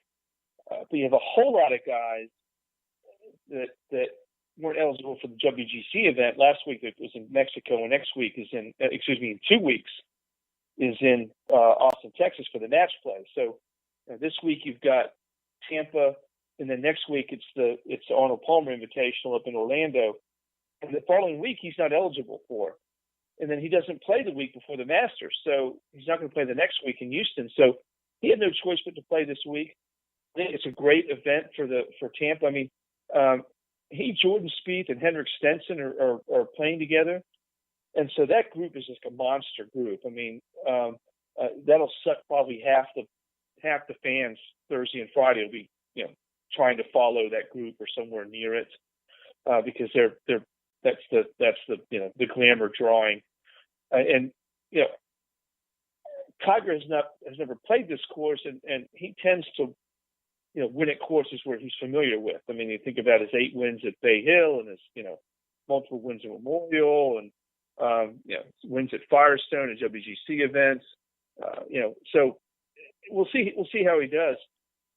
Obviously, it's encouraging. He finished 12th at the Honda at a golf course that doesn't suit him at all. He hates that course. But once again, because of the schedule, he pretty much had to play that tournament, which he doesn't play very often either. But it's really close to his house. So, now he's moved down to Jupiter. He was able to pretty much be a home track there. And he ended up finishing 12th. And in fact, he was in contention early in the fourth round. And just the bear trap just got him. The 15th, 16th, 17th holes just reached up and grabbed him. So we'll see this week how he does. I think, we've seen steady improvement. He missed a cut at Riviera a couple weeks ago, but once again, that's a course that he's never played well. And so we'll see if this is one of those courses. If this course suits his eye, if he thinks he can play it, I think he can still win. I think he can contend, because watching him play, he's as long as anybody on the tour right now, and his putting's pretty good, and his short game's fantastic. So we'll have to see. I think it'll be interesting to see what happens Thursday, Friday. There's a lot of guys that can contend this week. Tony Finau's playing well. Chez Reavie's playing well. Guys like Nat Kuchar that are long and straight can always contend. And so we'll see. Jordan Spieth as well, obviously. But he's not playing very well. He's not putting well.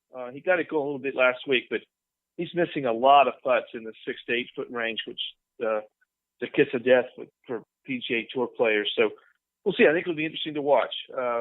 I'll certainly be watching, as I watch every week, because I'm writing a preview column for another site. But been focused on golf pretty heavily this year, and so I think Tiger has he's trying to get the run up to the Masters. The Masters is a month, and so all these guys are trying to kind of gear their game for that. But Justin Thomas, who's not playing this week, is on fire. Sunk a shot from the fairway on Sunday to get in the playoff with Mickelson. Of course, then Phil ended up winning. Phil Mickelson with 4 top 10s in his last,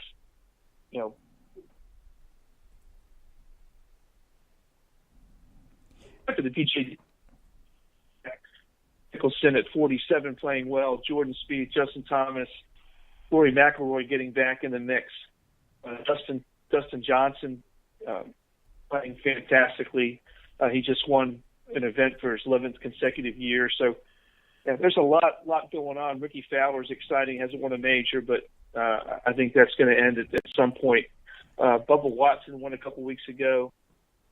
And so it's a lot of good players, a lot of guys, but there's only really one guy right now still that moves the ratings needle, and that's Tiger Woods. If anybody watched at the Honda, the galleries for him were just ridiculous.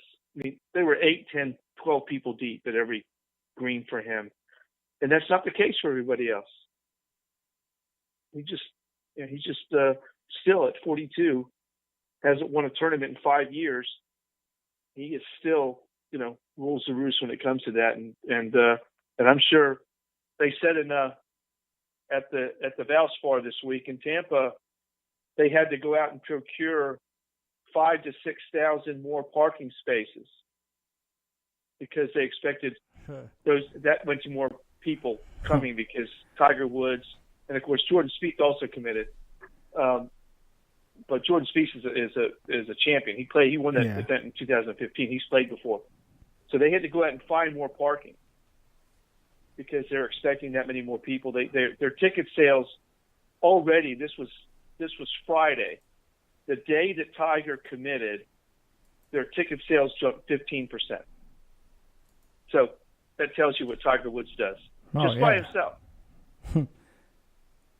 Who do you have favorite winning?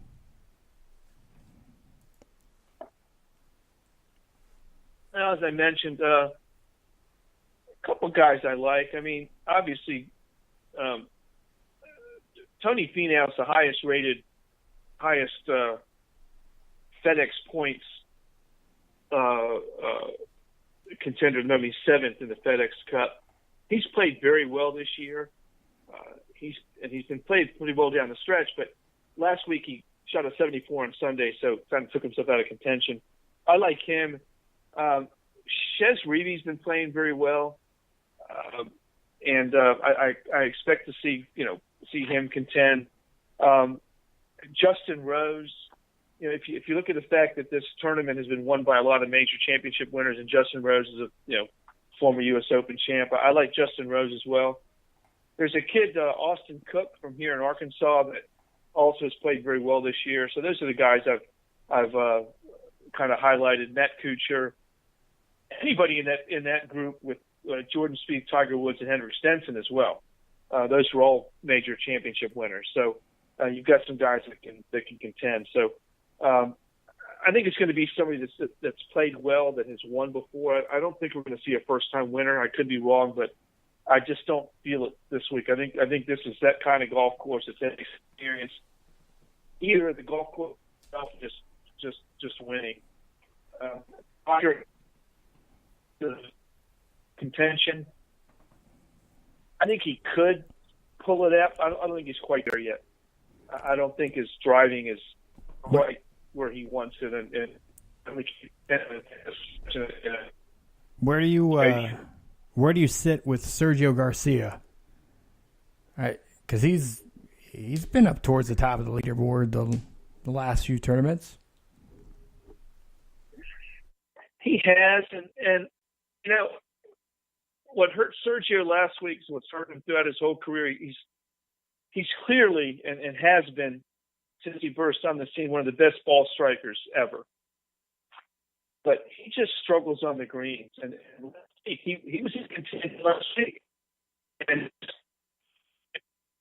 10, 12 footers, he just wasn't making any putts, and I think that's his downfall, which. Of course, he corrected it at Augusta.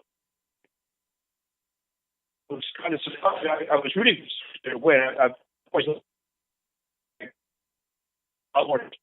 as at least in terms of majors. And last week was his 54th WGC event, and he hasn't won one for him in his career because he's followed by that's won one. 90 seconds. I don't know. He could contend. I don't see him really this week, but he's there. But there's a lot of. I mean, another guy. The scorer is Zach Johnson. Yeah. But he can play the score for sure. So, there's guys like that could contend that have played well in the past. 60 seconds. Zach Johnson in that mix. He's still even at his age is still playing well.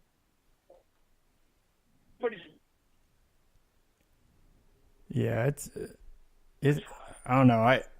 I'm pretty sure tomorrow when I'm down there, I'll already start feeling some of the buzz.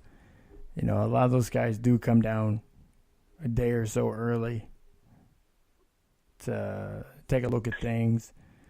There's a couple of different facilities I'm going to go to tomorrow. I might run into some people. I know meeting with some of the guys that are just got done with the combine and are preparing for pro days coming up here. Here at the end of the month. 10 seconds. Beginning of next month. So, it's crazy you run into people. Those training facilities are crazy, because they don't just do one sport. It's usually any sport, any sort of athletic venture. But I look forward to it. I'll pay. I think most people do. They pay more attention to things that are more local to them.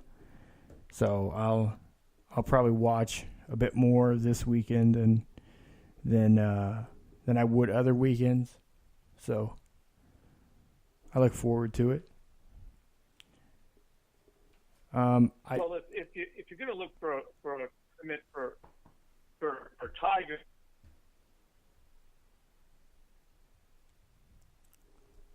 You cut out this one, and then next week is it Bay Hill? Because he's won. I think he's won 8 times at Bay Hill, and so that's where you're going to look and go. Okay, let's see how his game is. He's very familiar with the course. He owns it. I mean, he just basically owns that course. And so we'll look to see if that's because this week he's not familiar with this golf course, and I'm sure he played it. You got a couple practice rounds. He lives like an hour and a half tomorrow away. If he plays in that. I'm sure he's played it. He's never played a tournament there. I'm pretty sure he's played it. Yeah, Well, I don't know. I'm not sure. I mean, Innisbrook is kind of a big deal. It's a pro course, and it's an hour and a half away from his house. Probably 2 hours. Where usually, so he's in Jupiter now, so farther away. It's probably 4 I don't know. Now. I mean, it'd be because it's in Palm Harbor. It's 45 minutes by airplane from his house, so he can be anywhere. So yeah, less than that. Probably less than that. I mean, he may have played it. I'm not sure. He's probably played it under tournament conditions, but it's the kind of golf course that he has played well on that style of golf course. Okay, like Firestone Country Club in Ohio, where he's won 7 times, I believe. It's a similar kind of golf course, and so I think that he can play well there. He doesn't have to use the driver if he doesn't want to, and that's a big advantage for him if he can take 3 woods and get stingers and get the ball in the fairway. I think if he gets the ball in the fairway this week, he has a chance to win because that's how well he's playing. He led at the Honda. He led the field in proximity to the hole on the second shot, or his approach to the green. That's the Tiger of old. I mean, that's how he used to play. That's how he won. He hit the ball close. His distance control is what separated him from everybody else on tour. That's why he won 79 times so far. He just hits it closer. And the closer you hit it, the better chance you had to make a birdie. So that's how he plays. His big problem is still not hitting as many fairways as he needs to, but that's getting better, and that'll come with time. And I'm glad to see him playing this week. Yeah. I had a conversation with a good friend of mine who's in the golf business, and we had a long conversation about, well, do you think he's going to commit? Because I think my conversation with my buddy was last Tuesday, I think.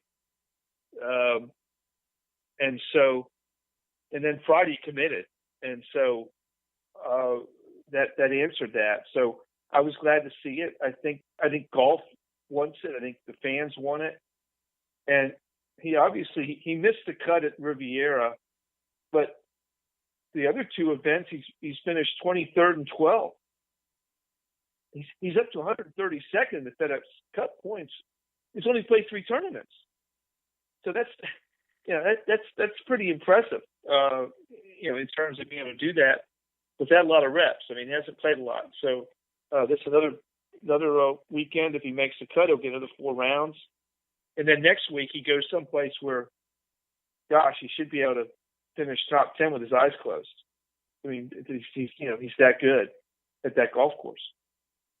But now we got Phil Mickelson wins last week. Phil's got the same kind of track record at Augusta. I thought he was just doing commercials these days. Thomas playing well.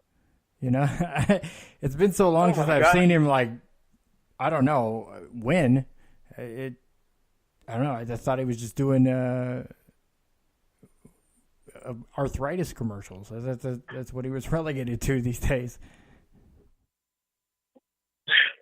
Well, his last win before last week was in 2013, the British Open, or the Open Championship, it's known throughout the world. And so it had been 4.5 years since he'd won. Tiger hasn't won since 2013. Between them, they now have 122 tour wins. 122 tour wins between them, and they hadn't won in 5 years. So we'll see. We'll see if Tiger can add to that. It'll be interesting. But a lot of good golfers out there. 144 person field. We'll see what happens when they tee it up. I guess Tiger's group will go off. I guess it's Thursday afternoon, and then they go off early Friday. So they won't be on TV on Friday, but they'll be on TV on Thursday. And so we're going to get to see that. Now, that's not to say the Golf Channel might not do something squirrely and go ahead and broadcast early on Friday. I'm not sure what their breaking the PGA Tiger Tour watch. Is. I'm sure breaking the Tiger. Yeah, I'm sure the commissioner would be amenable to them, showing some footage outside their contracted time. But we'll definitely see a lot of Tiger this weekend if he makes the cut. That's for sure. Well, I hope he does. It's in Florida. I feel like anything in Florida, Tiger should probably make the cut. He lives here. I don't know. He could pay them. He could go there on just a regular day, his off time, and say, hey, listen, I want you to set this up tournament style. Be as close as you can to whatever you might do during a tournament time.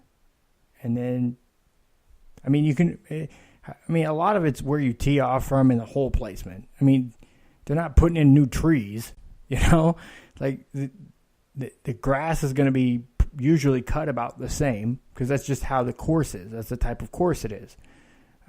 But there's not a whole lot of variables they can change other than pin placement and where you tee from. So, like you said, these types of courses he has excelled at. So logically, why wouldn't he excel at this course? You know what I mean? Yes. Yeah, and I've only been there once. I can't remember the I didn't walk the whole thing.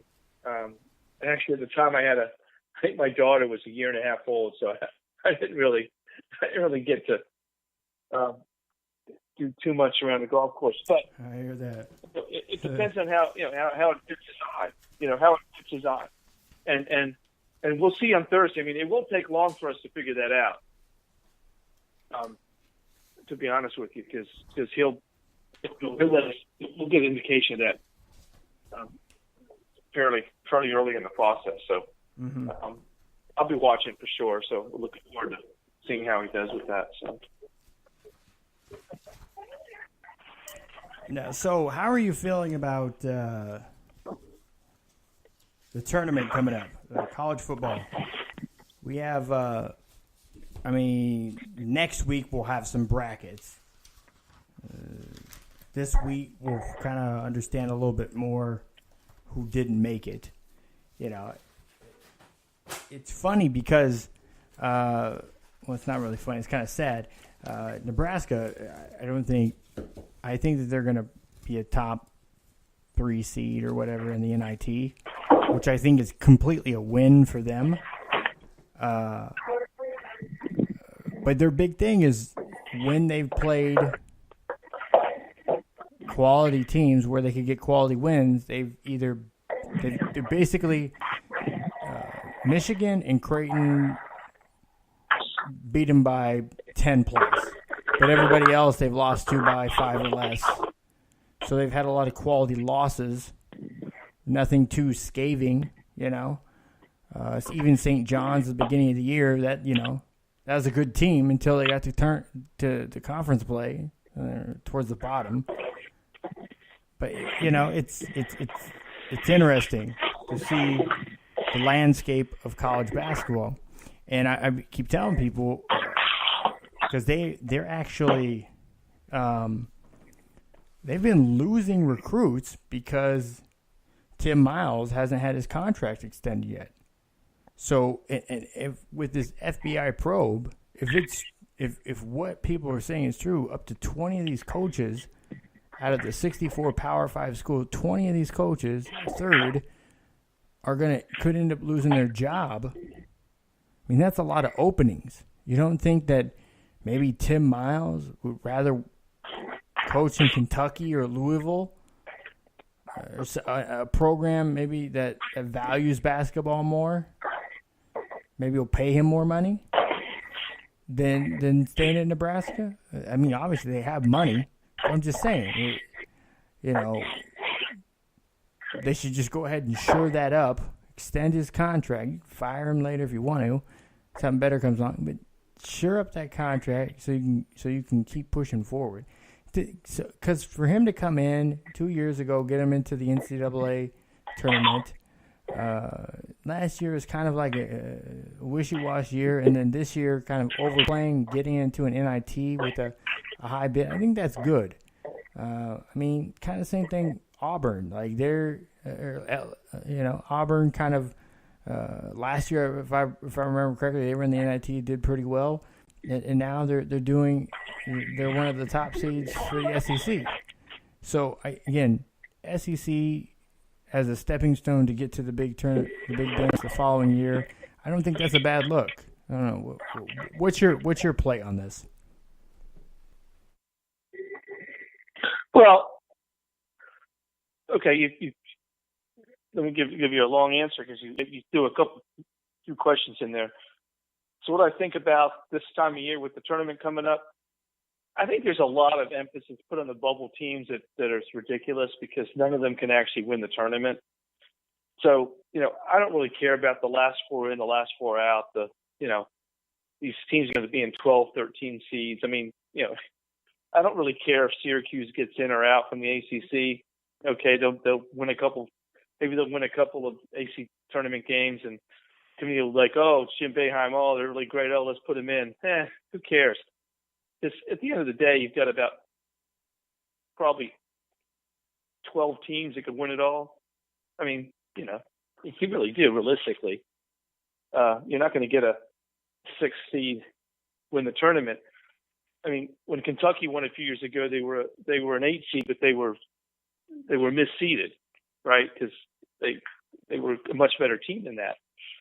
And so, I laugh at all these people trying to figure out who the last few teams will be in, it doesn't really matter because they're going to be out anyway. And so I think the real focus is on the seeding at the top and who they have to play to get through the thing. I mean, because the first weekend can be a little bit of a minefield. And I'll use an example of a team I know, University of Arkansas. Arkansas last year had Carolina on the ropes with 4 minutes left in the game, and Carolina ended up coming back, winning the game, and winning the national championship. Well, if Arkansas plays better down the stretch, they beat North Carolina, and all of a sudden they're out. And so I think that those are the matchups to look at the first weekend to say, oh, wow, who gets sent where? Do they get sent close to home? What the matchups look like? Because you get 3 or 4 days to prepare for the first game, but you only get 1 day to prepare for the second game because whoever you play Thursday, then you play Saturday, and you're playing Saturday until late Thursday night. So those are the kinds of things that you look at those kind of matchups and go, wow, who do you have to play in the second round? And so I think those are the interesting things to see. And we won't know any of that until the brackets come out. I look at all of them. You got CBS Sports and ESPN. They all have their brackets. Kind of their potential brackets set right now. It never happens that way. Now the teams might all get in because Joe Lunardi's really good at ESPN for picking who's going to get in, but he doesn't know where they're going because you have all sorts of rules about keeping teams close to home, and if you're the top 4 seed, then you go better than if you're the number 4 seed, you get closer to home. If you're all that kind of crap. So we'll see, but this year is going to be very interesting because I think that a number of number 2 seeds will be vulnerable even the first weekend, not the first day because they play the 15 seed, but I think it's going to be interesting to see what those 2-7, the number 2 seed versus number 7 seed matchups can be the second day. Even the number 2 versus number 10 seed, if it's a 10 upsets a 7, what those games look like because it's not very deep. You've got Villanova, who's really, really good. Got Virginia, who for some reason nobody's talking about, but they just blew through the ACC at 17-1, which was unbelievable. And their only loss was to Virginia Tech in a late comeback by Tech that beat them. Otherwise, it'd been 18-0 in the ACC, which is unbelievable given the depth of that league. So they're really good. Duke looked good against Carolina in the second half the other night, but I'm not sure they're going to get to the number 1 seed. You've got Xavier on that number 1 seed line, but it doesn't go. I mean, once you get halfway through the number 2 seeds, it's going to be really, those are vulnerable teams.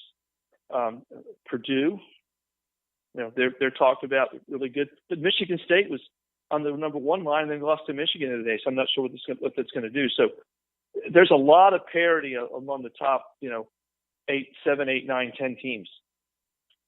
And so I think that's I think we're going to see some upsets in the first weekend of the tournament. But after that, it always tends to kind of go to chalk. And, I've always had my best successes in my brackets when I just pick the favorites. Because as the tournament goes on, the favorites end up winning. With the exception of a couple of years, we had some squirrely results into the Final Four. But there's not a lot of Georgia Masons and VCUs and Florida Gulf Coast and things like that get too far down the line because they end up getting up against those Power 5 teams that are used to this competition. So, I like Duke just because it's Krzyzewski and the team is experienced. They've got experienced Grayson Allen and Marvin Bagley. That guy's a monster. You've got some of these teams. I haven't seen a lot of Purdue this season. I know Michigan State's very good. Villanova's very good, as I mentioned. And so we'll just have to see how it shakes out. But I think this can be a very interesting tournament. But I will say that the cream will rise to the top. It always does. I don't think you're going to see a lot of, lower seeds or higher seeds, 9, 10s, 11, 12s. I don't think you're going to see a lot of that.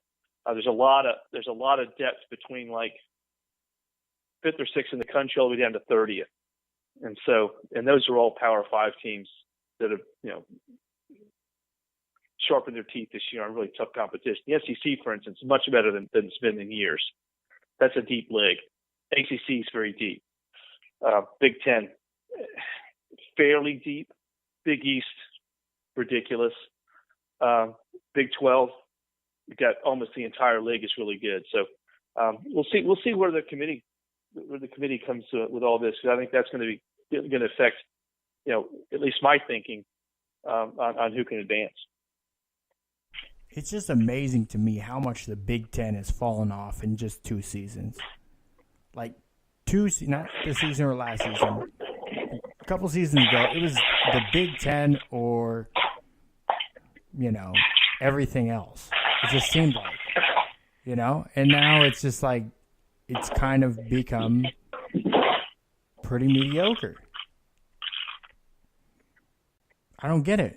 I don't understand why. Well,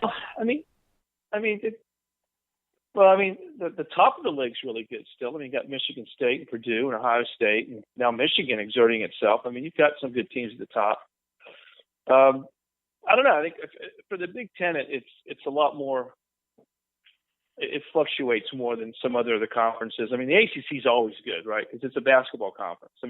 It just is. I'm an ACC person. I can tell you, it's just a basketball. It's the emphasis. So the Big Ten in basketball is kind of like the ACC in football. And talk about the depth. You always have good teams at the top, but it's just from the depth perspective. The ACC in football, you say, well, gosh, you got Clemson and Florida State, but look at this year. Florida State sucked. Excuse me, but they did, right? Clemson got in there, but Louisville wasn't very good. So the ACC, from the depth perspective in football, wasn't all that great this year, right? They just weren't.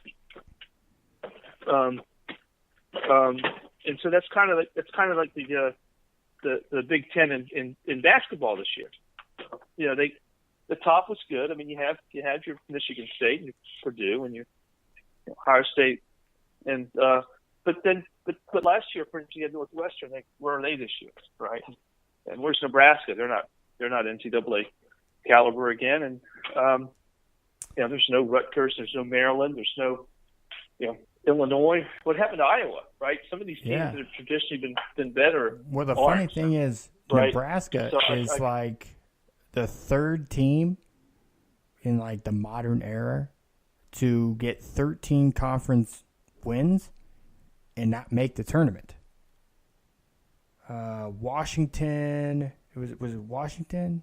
Yeah, it was Washington and Oregon just a few years ago were the other 2 teams to be, Power 5 schools that won 13 games in conference and had good records out of conference and didn't make the tournament.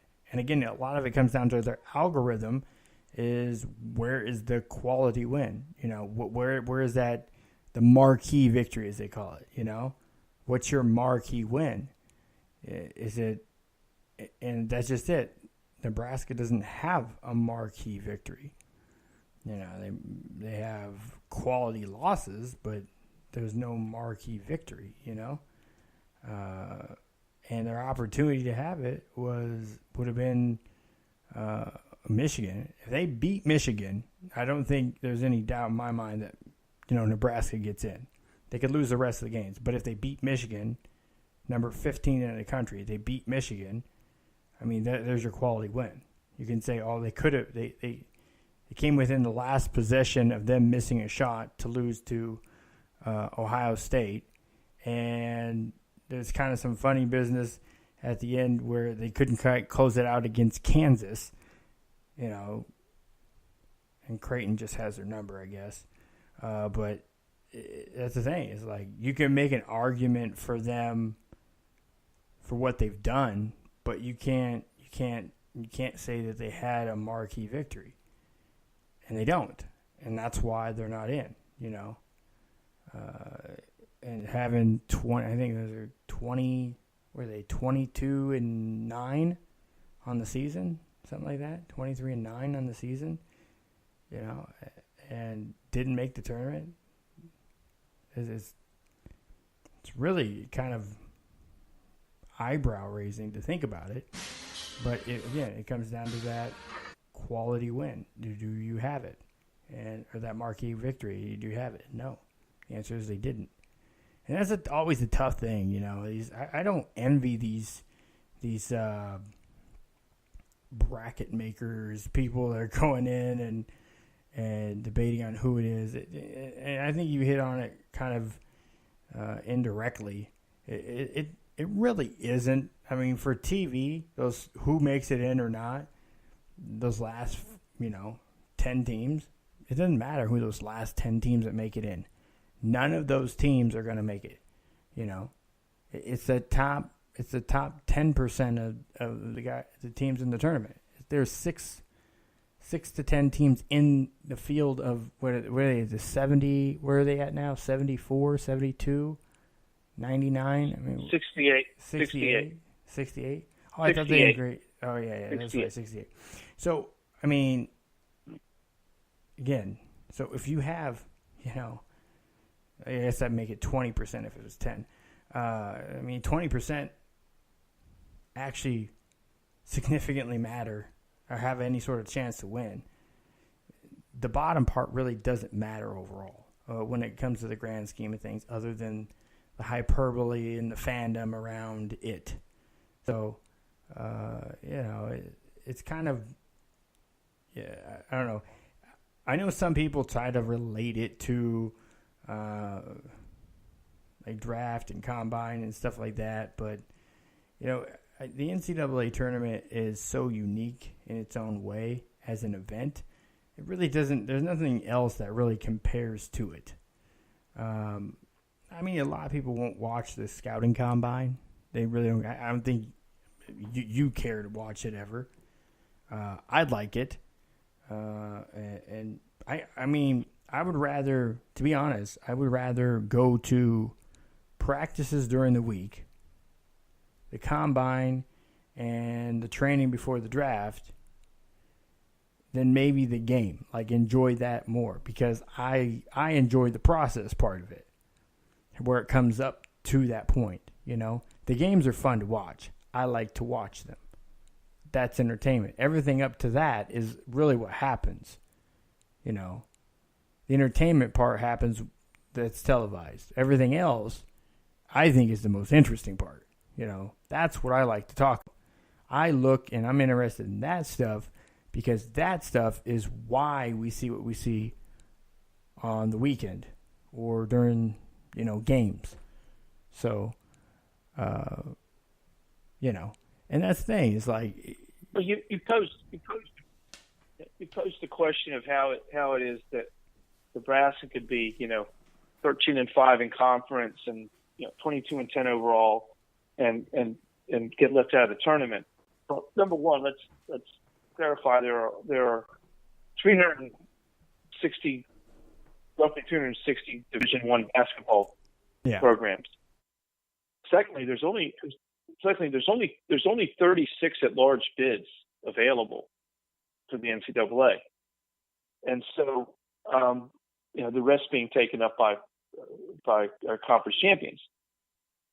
So Nebraska had a good year, but the problem with the Big Ten this year is the bottom half of the league is really not very good. I mean, Indiana 16-15. I mean, that's really bad. I mean, they're 7-6 in non-conference. Maryland is 11-3, but their non-conference was crap. Wisconsin 8-7 in non-conference. Northwestern 9-5 in non-conference. Minnesota 11-3 non-conference, but they're not very good. So but Illinois 10-4 non-conference. Iowa 10-5. I mean, these teams should be for a Power 5 conference, they should be 11-2. 12-3. 13-1 in non-conference, right? And so the Big Ten's getting killed because the Big Ten ACC Challenge was a joke. I think that ACC won that challenge 12-3. Well, that's a really bad sign. I mean, so when that was tough to watch. So when the committee sits there and goes, well, wow, am I going to take a Virginia Tech or Nebraska? I think I'm going to take Tech. Yeah.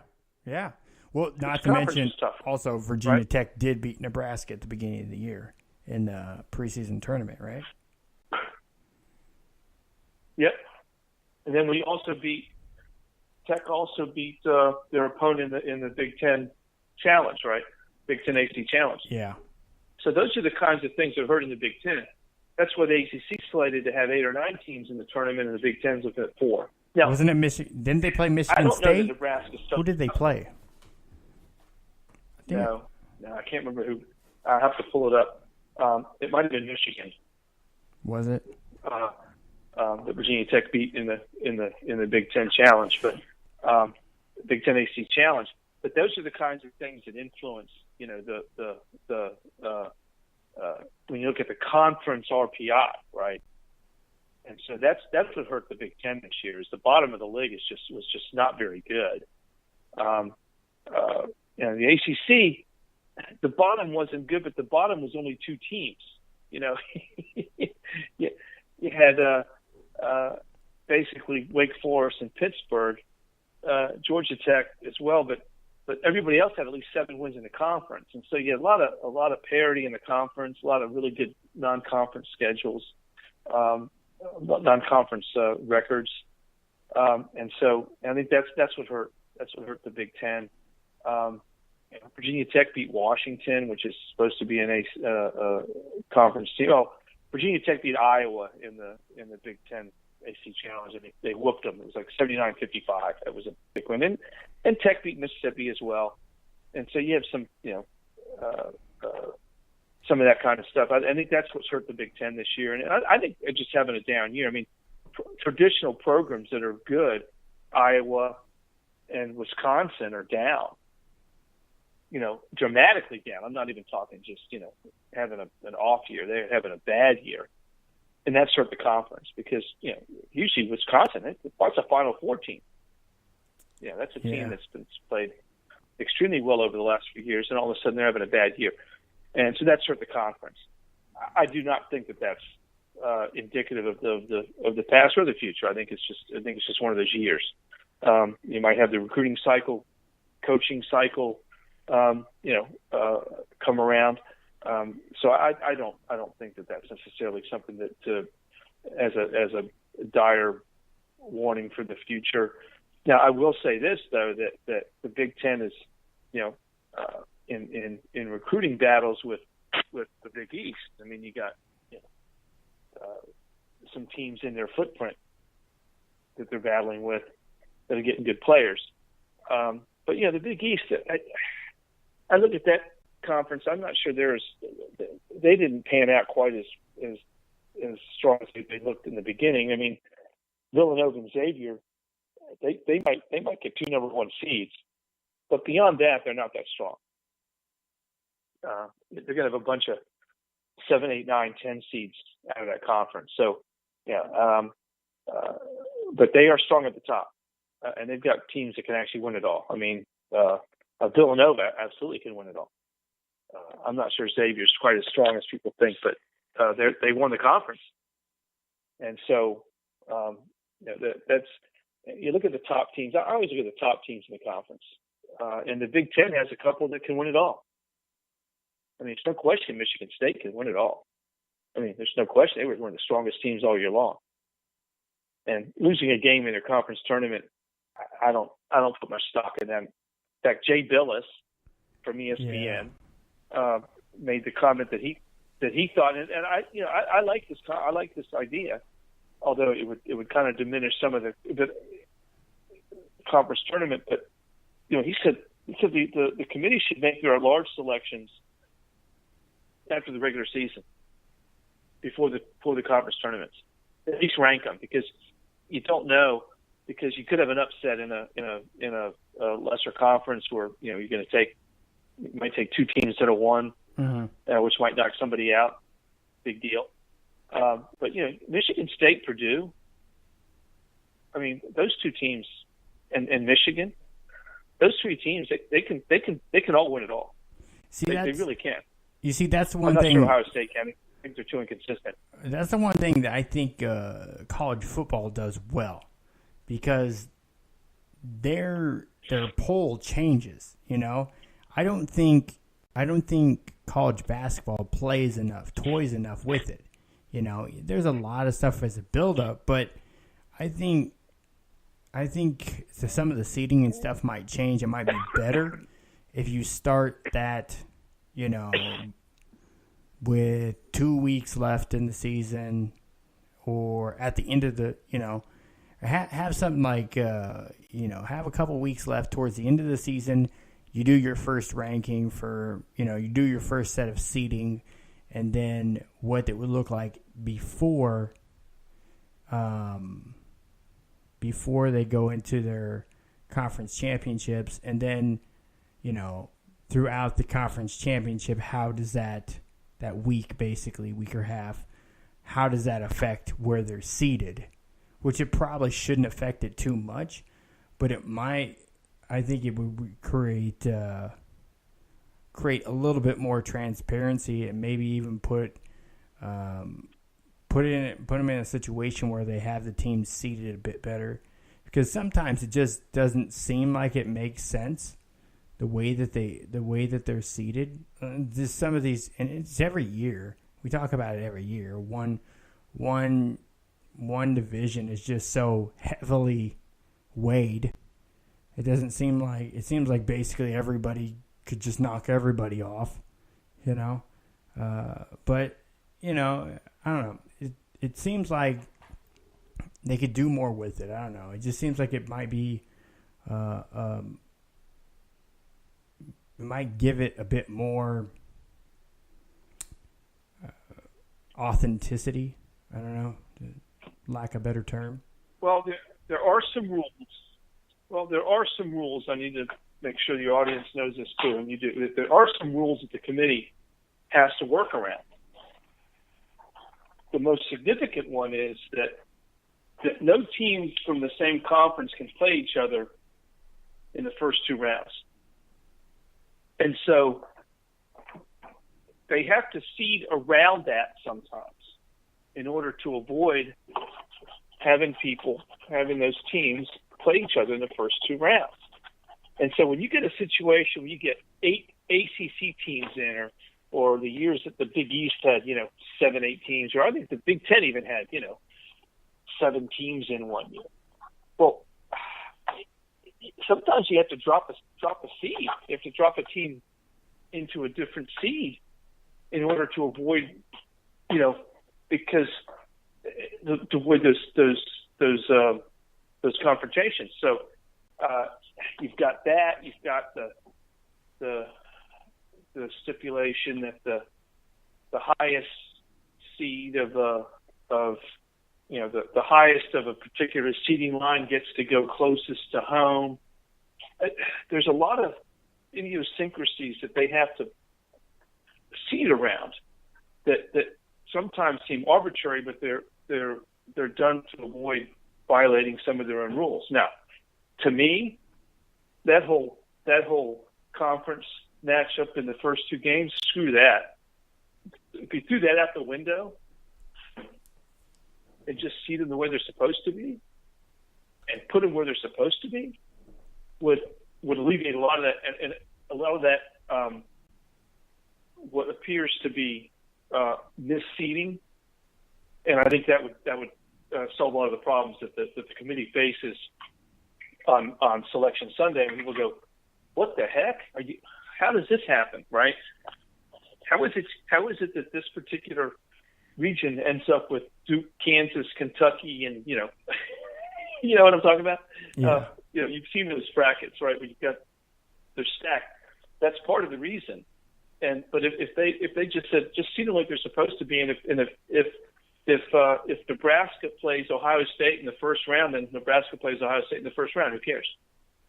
Forget the conference, right? It's irrelevant. Yeah. At that point. But as it stands, as it stands, that's a rule. And so that clearly complicates the seeding process. It doesn't complicate who gets in, right? But it complicates the seeding process itself, which is what they end up agonizing over, because the problem with that is that some of these conferences don't play their tournament final till Sunday. Now the Big Ten avoided that this year because they went totally off the reservation, decided to have their conference tournament in Madison Square Garden. Why? I don't know why. Rutgers is the only team close. None of the fans there. I hope that they won't do that again, because that was ridiculous. That's the most stupid thing I've ever heard of, for the Big Ten to have their conference tournament in Madison Square Garden. For goodness sakes, they're a Midwestern conference, with the exception of Maryland and Rutgers. Yeah, I was going to say Maryland and Rutgers Indianapolis, are like Detroit. Right? I think that kind of screwed some teams up. I know from people, obviously where you play shouldn't make a huge difference, in theory. But I think having, going to New York, take Midwestern schools. Look at them. Pretty much every school that you just go across the board there. I don't think any of the schools really are in towns or cities that have much over 250,000 population. Again, I don't think that it's not like, and then you take them and you put them in New York.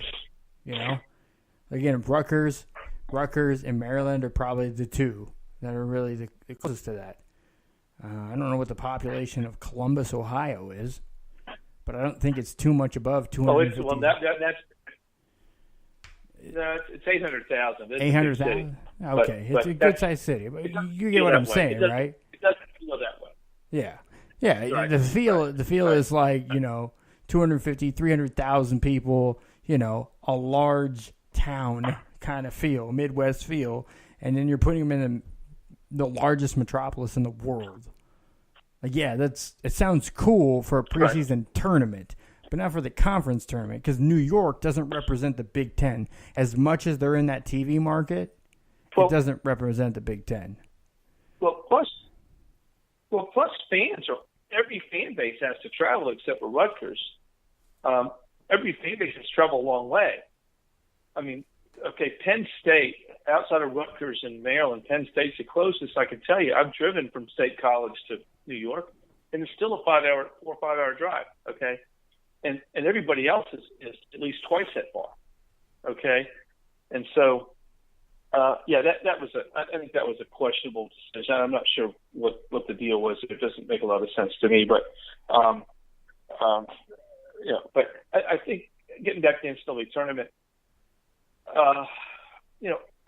I'm sure there'll be the same kind of, gosh, why did they leave my team out on Sunday night? But the committee, I agree with you, has a tough job, and the seeding part is particularly difficult. And we'll see. I'm sure there'll be some teams left out that everybody thought would get in, and but as far as I'm concerned, like I said earlier, you said it too, those teams aren't going to win the tournament. So, to put in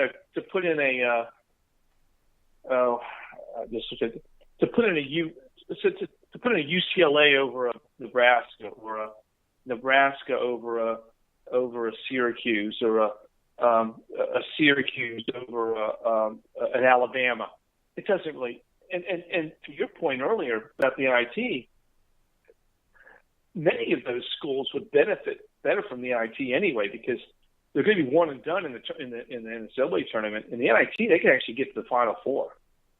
They can actually advance all the way through, and it gives you that many more practices. If you have a young team, it's a really advantageous thing, because you get more practices, you get to play longer, you get experience.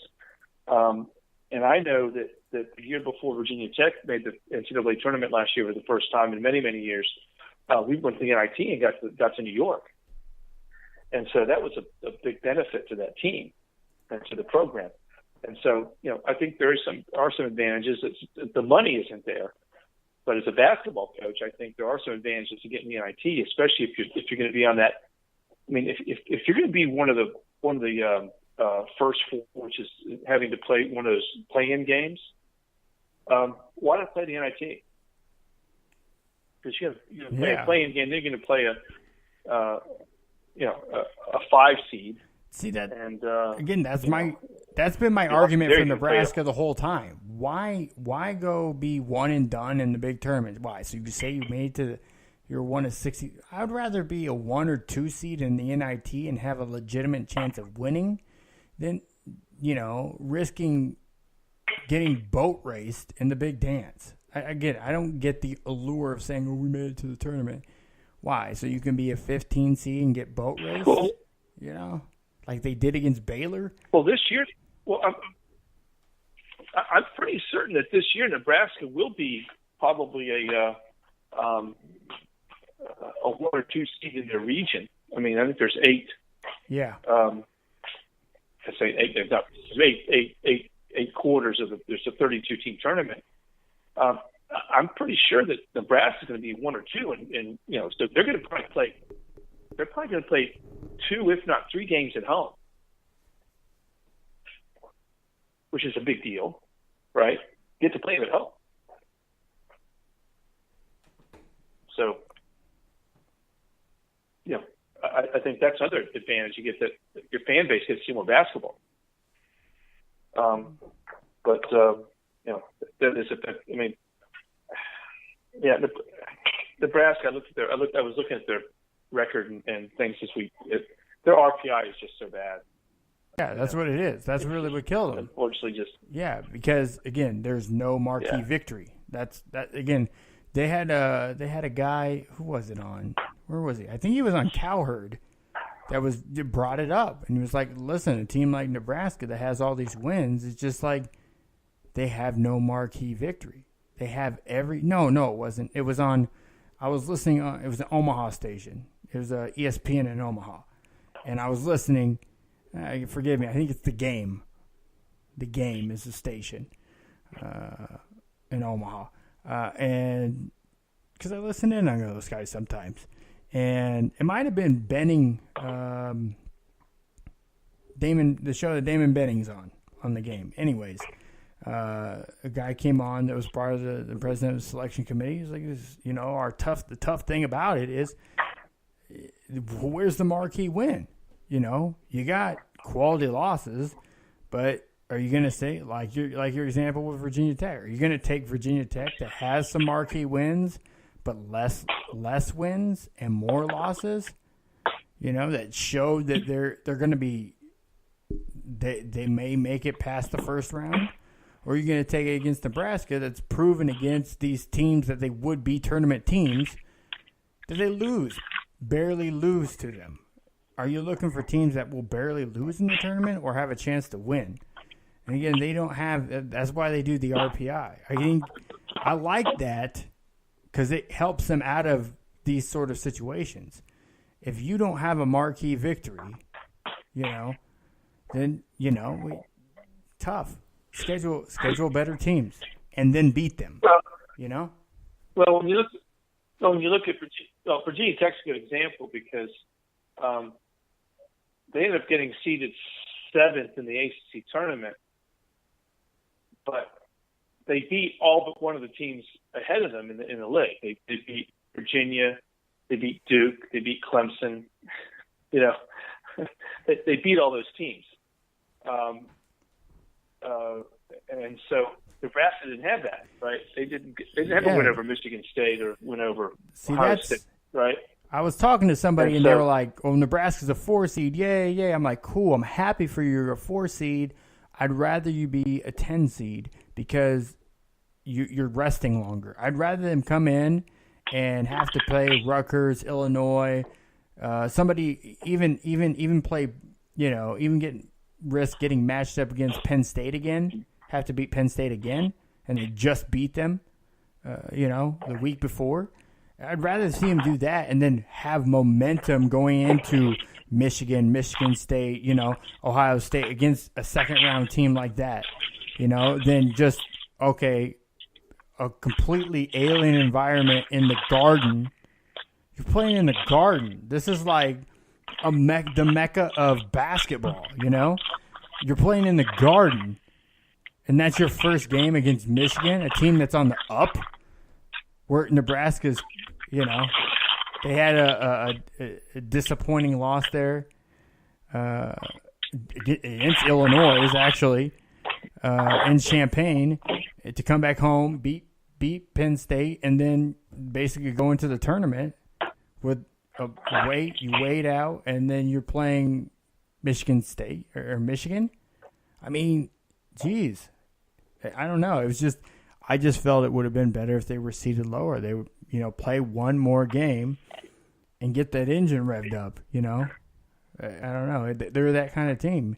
They rely so much on their shooting, and they're so streaky on the shooting, and they don't really have the depth to come in and really brawl with Kansas, Ohio State, Michigan, and these teams, because those teams have depth.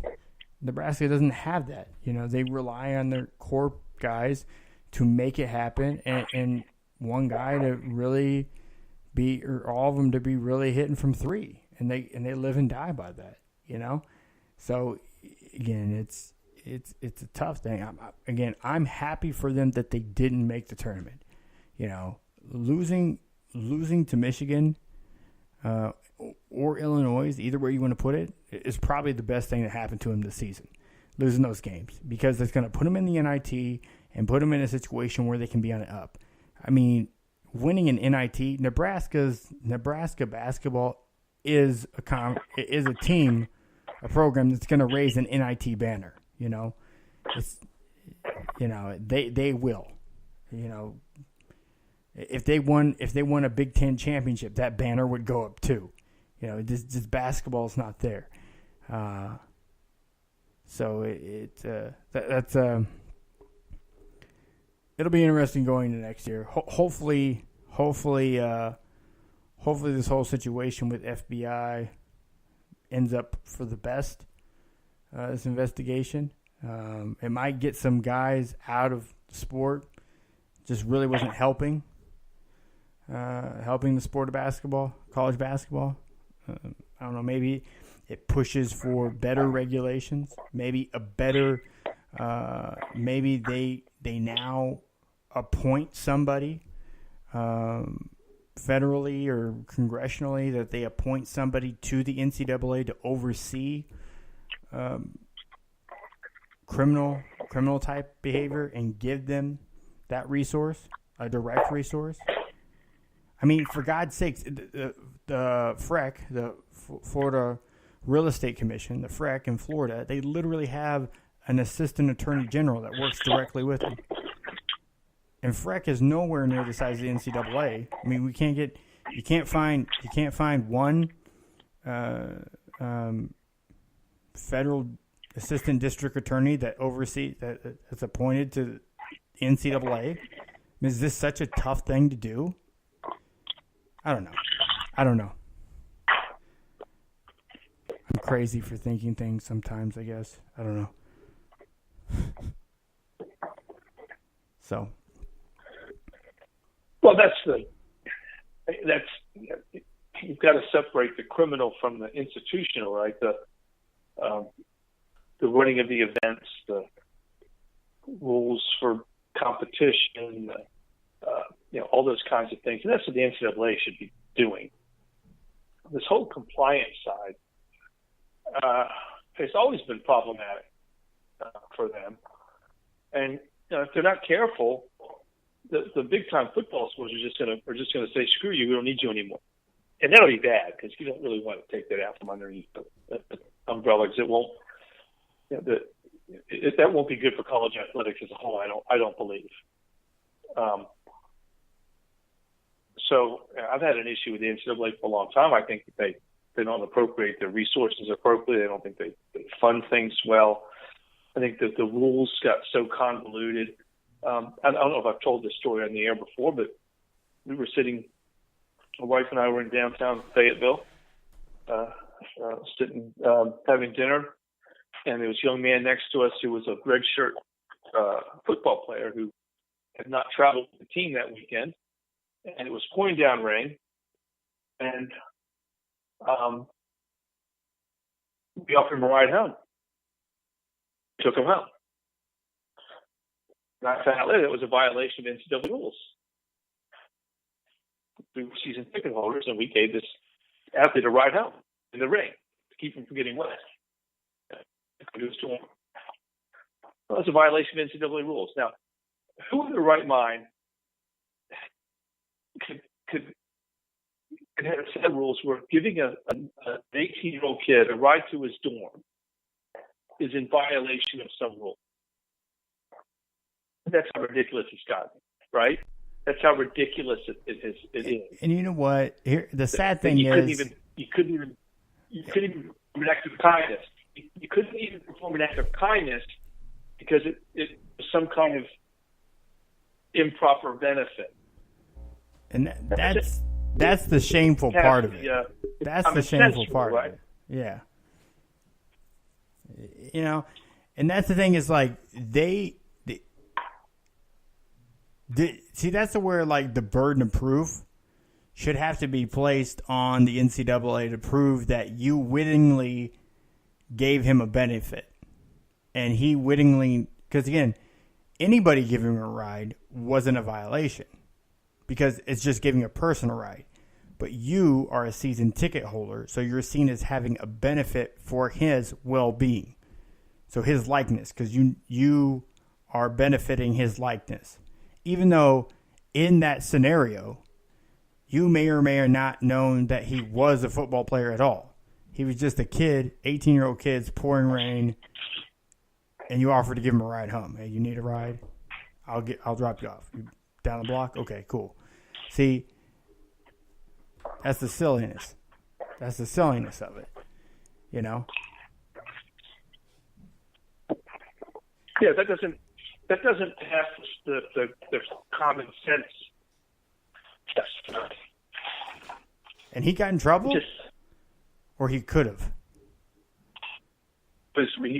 No, I was just saying that. Oh, yeah. And nobody ever knew about it. Oh, I was going to say, I'm like, how did they find that out? No, but they didn't. But we were in essence in violation of NCAA rules. We were. Yeah. But that's the crazy part of it. It's like, you're kidding me, right? I mean, it's pouring down rain. It's like in November, it was like 38 degrees or something, and the kids had, it wasn't raining when he walked down there. And he had no transportation because you can't have a car on campus as a student athlete. I mean, there's other rules, right? There's all these rules, right? Yeah. It's like the rules on top of the rules on top of the rules all of a sudden go, wait a second. I'm going to say. So you're telling me I can't even give the kid, yeah. Right. So because of this rule. But that's my point. Rick Pitino has a brothel on campus for recruits, and they figure out that. I was like, wow. That's talk about being in the wrong place at the wrong time, you know? Like, how did they catch that one? But Pitino has a brothel and a semi-nightclub on campus. But he didn't know about it, and they didn't catch it. And he claims he didn't know about it. I had no idea. I'm just stating, he claims he didn't know about it. I find that hard to believe, but yeah, I think these are guys, and let's get to Pitino a second. This is a guy who controls every aspect of his program, and he claims he didn't know. That makes no sense to me. I am appalled. That again doesn't pass the smell test. Good sir, I am a Christian man. I would never approve. What? I had no idea. Really? It doesn't pass the reasonableness test is the fact because a guy like that controls everything. Yeah. I mean, there are coaches who didn't control it. Barry Switzer didn't control everything in Oklahoma. I mean, we know he was, and he didn't control everything in Dallas Cowboys either. Pat. Yeah. Rick Pitino wasn't that kind of guy. Isn't that kind of guy, So, yeah. Listen, I'm not saying he's a liar. I'm not saying he knew about it. I'm just saying that it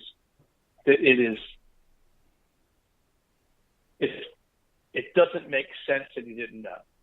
Yeah. That's all I can say. Well, it's all. It doesn't make a lot of sense that he wouldn't. Yeah, but that's all we can say for this week. We've come to the end of the show for this week, so definitely tune in. Tune in next week, same time, same channel, right here on Blog Talk Radio, or free live whole show via the Spreaker app. You can head on over to the website, thechtonsports.com. Click on the listen link for all the shows, as well as all the articles. So check out, we will have more on the FBI investigation into college recruiting up tomorrow. There'll be a video blog up there from Derek, who you heard earlier in the show. Follow us on social media at the CHTN Sports. Catch me at Matt Long Sports. That's all we got for this week. I was going to get into the NFL Combine. I'll work on a blog for that this week as well. So we're out.